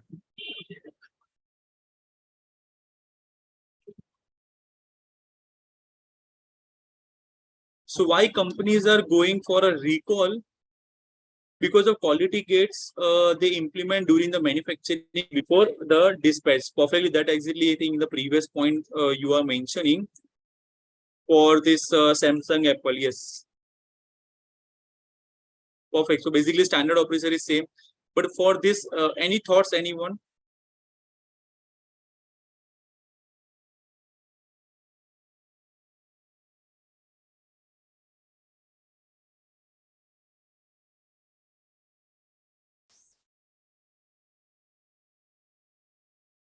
Yes, my question is, even if they have a Kaizen approach, they have a Six Sigma approach, even they have a TQM approach, they have a technology, they have a manpower, they have a skill set, but still why the problem is coming to the product? That is my question. So even if after having everything with their hand, okay, so capital is not the problem, infrastructure is not a problem, investment is not the problem. So what is the problem in the company, and why companies are going for a huge recall? Because it is a very big cost to the company, because of the continuous improvement, new products develop which cannot be checked for a longer period of time. So somewhere Aniket is talking about the testing part, right? So testing is not properly done, I guess. Okay, possible. But that is a one question. Okay, it is open to you, not any specific answer. Even I have. So rather than we talk to some management of all these companies, some insights that we will get. But at least as a brainstorming, we can have the discussion on this topic. So if you have some answers, if you have some logics, definitely you can share. Yeah, because they use the new technologies or the change in the process, which was having a different SOP and not an established one. Possible, Shubhankar, yeah, technologies there, SOPs are not properly standardized, and it is not the traditional one. The new SOPs you are creating because of technology change, and because of that, recall is there. Possible, yes, why not? So now this is the overview of this entire quality tools that we have, the theory of constraint that we have. So I don't know how many of you are aware about the book called The Goal. I'm just typing the name of the book in the chat box. So I recommend this book to everyone. Okay, whenever you are free, small videos are available on the website, on the YouTube. But this is the compulsory read book for the all the operations and supply chain management students. How you can convert loss-making company to profitable company. With the help of this book, you will get this entire idea of this continuous improvement. TPS, Toyota Production System, the major objective of which is to minimize the cost by removing overburden and inconsistency from the system, and also to eliminate waste. We have a just-in-time, we have a Jidoka. So just-in-time, I think all of you are aware about. This involves the making only when it is needed, and only in the amount that is needed. So Dell is the classical example, Rolls-Royce, Volkswagen, all high-end cars. Okay, Audis, Mercedes, BMWs, slightly they don't have a higher inventories. Okay, so they work based on the customer requirement. And Jidoka is generally using in the manufacturing setup. So I think both of you are aware about Jidoka. Slightly, Aniket is also must be aware about that. In the manufacturing setup, we have a red buzzer. So whenever some defect is there, immediately you just press that buzzer of a red color, the entire assembly line will stop. We will solve that problem, and then only it will move further. So detection of a defect during the production to stop the process and the fix or the correct the defect. This is followed by the root cause analysis. So this Jidoka is also very much useful to the companies. And then we have a value stream mapping, current state, ideal state, future steps. So that we will discuss in the further slide. Overall, multiple quality tools are available. The point of discussion is this. So in this, we have a Toyota production system, we have a just-in-time, we have a lean manufacturing, we have a theory of constraint, we have a value stream mapping. Multiple quality tools are available with this company, and ultimately our objective is to add the value addition at each and every stage. So you can see value addition from the customer's point of view. The highlight the values, what are the capabilities. So you just promote your product, you just promote your services. What is the customer willing to pay for what the product. So what is the value additions that you are adding. Maybe packaging, some kind of qualities, some kind of uh, some chemicals that you have used, preservative that you have used in the product. What other expectation do they have from the product. Identify the value streams, all the activities required to bring the product or the service to the critical business task, all the activities that occur throughout the system and the process. Show how customers value move through the enterprise. When we draw a complete flow chart, we can categorize various activities. And then finally comes to the pull and push. So when customers buys the product or taking off the shelves, it gives off the pull signal. So when customer is coming to you asking a product without any kind of discount, it's a kind of pulling them. Okay. And when you have a lots of inventory or you have a huge amount of product, you are just pushing this product to the customer with a discount. It's a part of push. So FMCG is the classical example. So quality is the ability to delight the voice of the customer, achieving and the excelling the global benchmark to manufacture and the deliver the best quality product. So you should keep or you must keep this benchmark in your company, in your ways. And that is what the mindset that I have. And every time you listen to your customer, that is the voice of customer, ultimately it will actually help you. So why suddenly people are talking about the Lean Six Sigma? What should be the level of quality? All this point that we will discuss. Anyone, what exactly we mean by Six Sigma? Any thoughts? Anyone? Any ideas?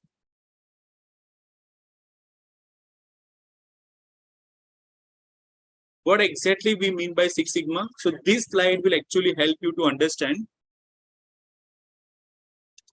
Any idea or definitely I will try my best to give you. So 1 defects per million. Okay, possible. Aniket, you are right. So directly jumping to the Six Sigma, let's try to understand the 1 Sigma. What exactly we mean by 1 Sigma, and then we'll go to the previous slide. Okay, first, I just want to make sure that the basics should be clear. So 1 Sigma means that only 30% quality over close to 70% of the defects in your product. So if my company is, I am saying that I am using a 1 Sigma. So 1 Sigma is nothing but only 30% good quality I have. Rest 70% is the defective things. What about 2 Sigma and 3 Sigma? We still have a 93% of quality at the best. And you can say that 93% is pretty good. So you get to 4 Sigma, it's a 99.37. That is a 4% generally. My question to all of you, I hope the 1 Sigma, 2 Sigma, 3 Sigma is clear first of all. So 30% is the quality, 70% is defect. 93% is quality, 7% is defect. 99.37% is quality and remaining 0. Roughly 70% is a defect. 1 Sigma, 2 Sigma, 3 Sigma and 4 Sigma is clear. This is the simplest way to understand 1 Sigma, 2 Sigma, 3 Sigma and 4 Sigma. So now my question is, why might ask yourself, what is the difference? Why should I bother for a 6 Sigma? Even if I am getting a 99.37% good quality product, don't you think that 99.37 is a good enough? So only 0.70% defects that you have. So why do I get bother about 6 Sigma? Why it is become very, very important for a company? Why all the companies are just running behind 6 Sigma? even if you have a better quality in 4 sigma and a 5 sigma? That is my question. So why companies are going towards 6 sigma?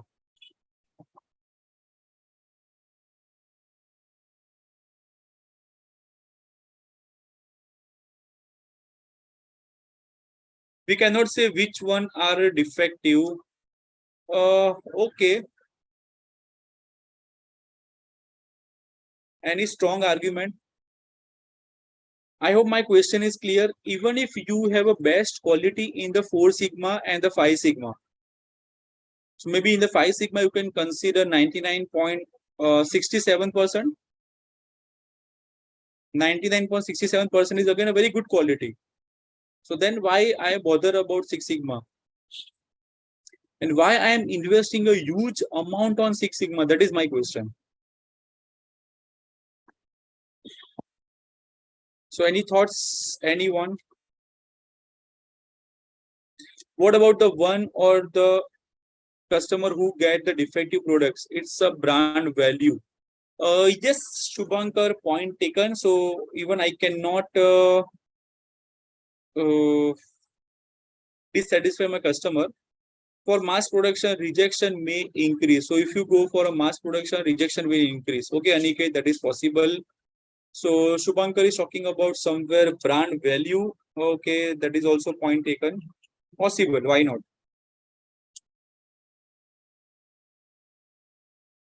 Any other thoughts? Just think about why suddenly I'm talking about Six Sigma.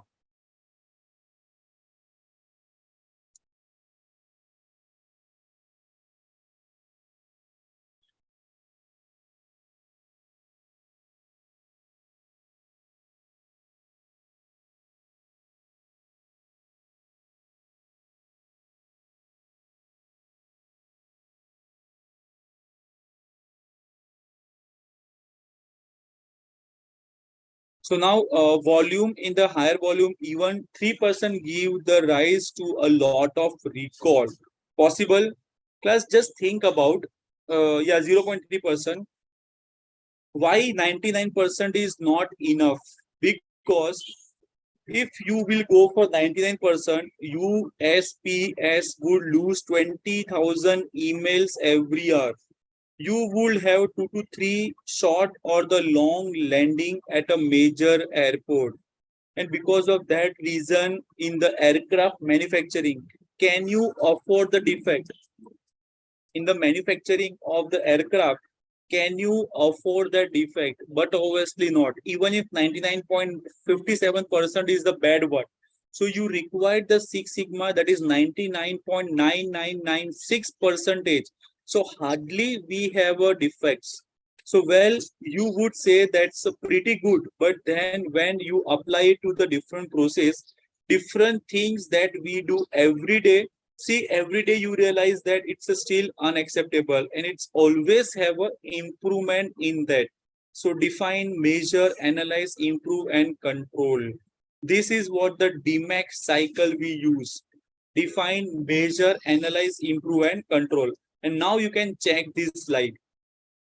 Understanding of Six Sigma, you will get a better idea. And because of that reason, we are going towards the Six Sigma of 99.99996%. So hardly you have a 3.4 defects per million opportunity. So out of 10 lakhs, you have only 3 defects. I hope it's a mind boggling, but it's a very important concept to understand. Many times I have seen that people are aware about the Six Sigma, what exactly we mean by Six Sigma, but they don't know why do we require Six Sigma. But I hope now all of you are clear with this understanding of what is the requirement of Six Sigma. Even if 4 Sigma is good, 5 Sigma is good, but I cannot afford this error. Let's talk about a manufacturing firm. So in manufacturing, not manufacturing, let's say furniture manufacturing. So in furniture manufacturing, can we use normal 4 Sigma?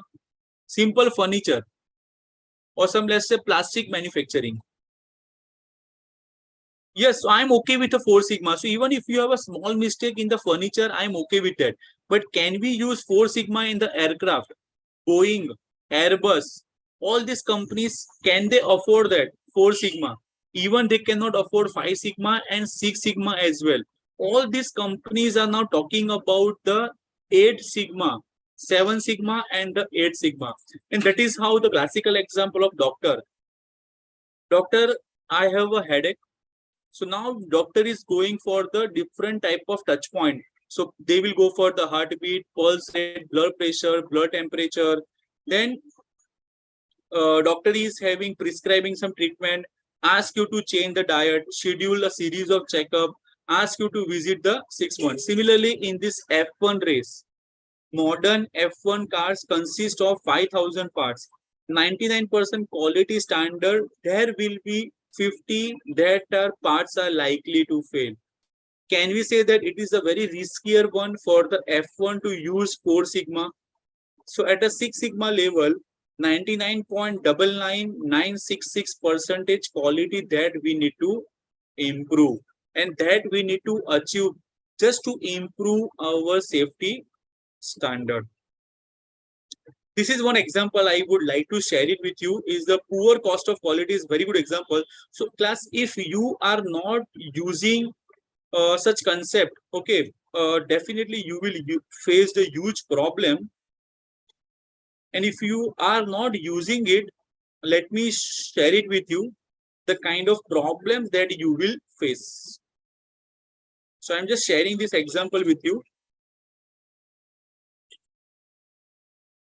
One of the most important ways to realize our vision of becoming the power base for sustainable growth and development is to embrace, integrate, and entrench quality in all phases of our project lifecycle.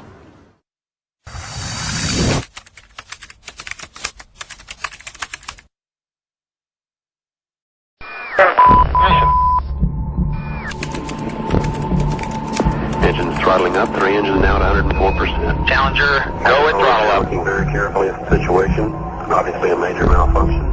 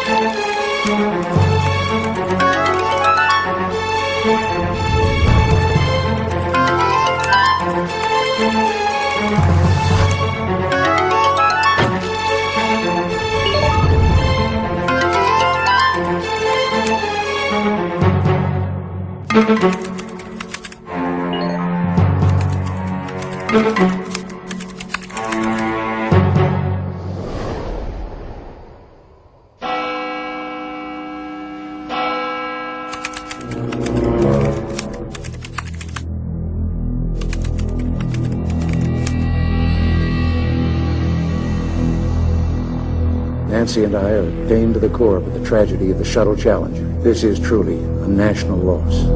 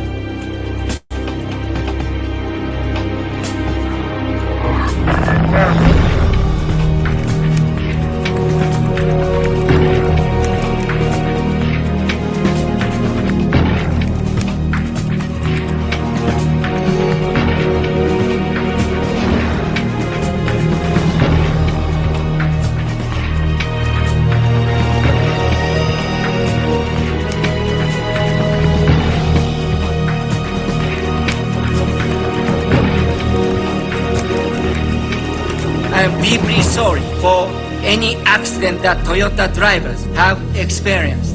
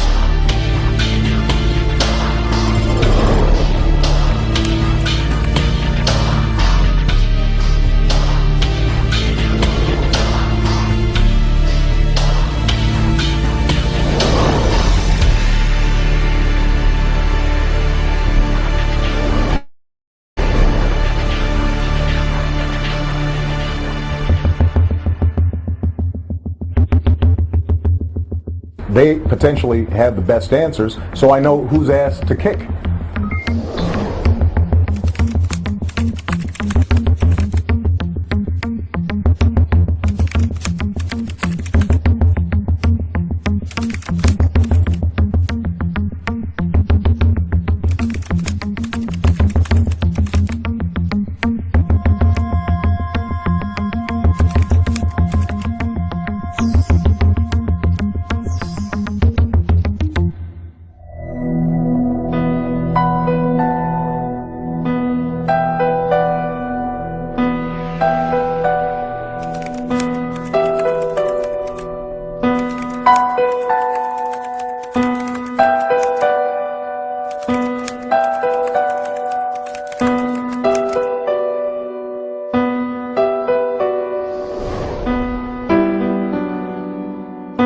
Quality is like our health. We tend to take it for granted and only notice it when it fails. As we have seen, it. So I hope class now you got the clarity that if company is not focusing on the quality practice, quality standard, it is a huge problem for a company, right? And that is a poor cost of quality that you have. So that's it from my side, class. Thank you so much. I hope today's lecture was another very fruitful lecture that we had a fantastic discussion. Shubhankar and Aniket, yes, definitely go ahead. I will allow you. Yes, Shubhankar, please go ahead.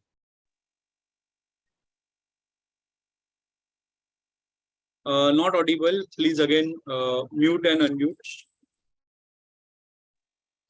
Am I audible now? Yes, perfect. Now it is audible. Yeah. So in the beginning, what we discussed about the briefing session for the simulation that we need to do, Right. I happen to have missed that, and I don't also find the recording. It was not shared in neither in Telegram nor in my email. So you are saying that recording is not available, is it? No. Yeah. Okay. So I will just give me maybe one day. Today is maybe Sunday, so maybe tomorrow I will talk to them. I think Aniket has shared that link. I don't know. Just check this link is already shared in Aniket in the chat box. Okay. Okay. I think Aniket has shared. Yes. Okay. Fine. Yeah. So thank you so much. It was a fantastic, a very good discussion today we had, and multiple very interesting different topics that we have discussed. So that's it from my side. Thank you so much everyone, Aniket and Shubhankar. Fantastic, a very good discussion. Total quality management, Six Sigma, multiple case studies and multiple examples that we have discussed. So that's it from my side. Thank you so much. If you have any queries, any problem, any difficulties, I would be very happy to be a part of your discussion, some kind of projects that you have in your company. If you're facing some kind of issues, definitely we can come together and solve that. Okay. So thank you so much once again, and have a good day. Take care of yourself and have a fantastic Sunday. Next time, whenever we'll meet you, we will continue from again supply chain and operations strategies and some new topics, warehouse management, transportation, we will discuss. Thanks a lot and take care of yourself.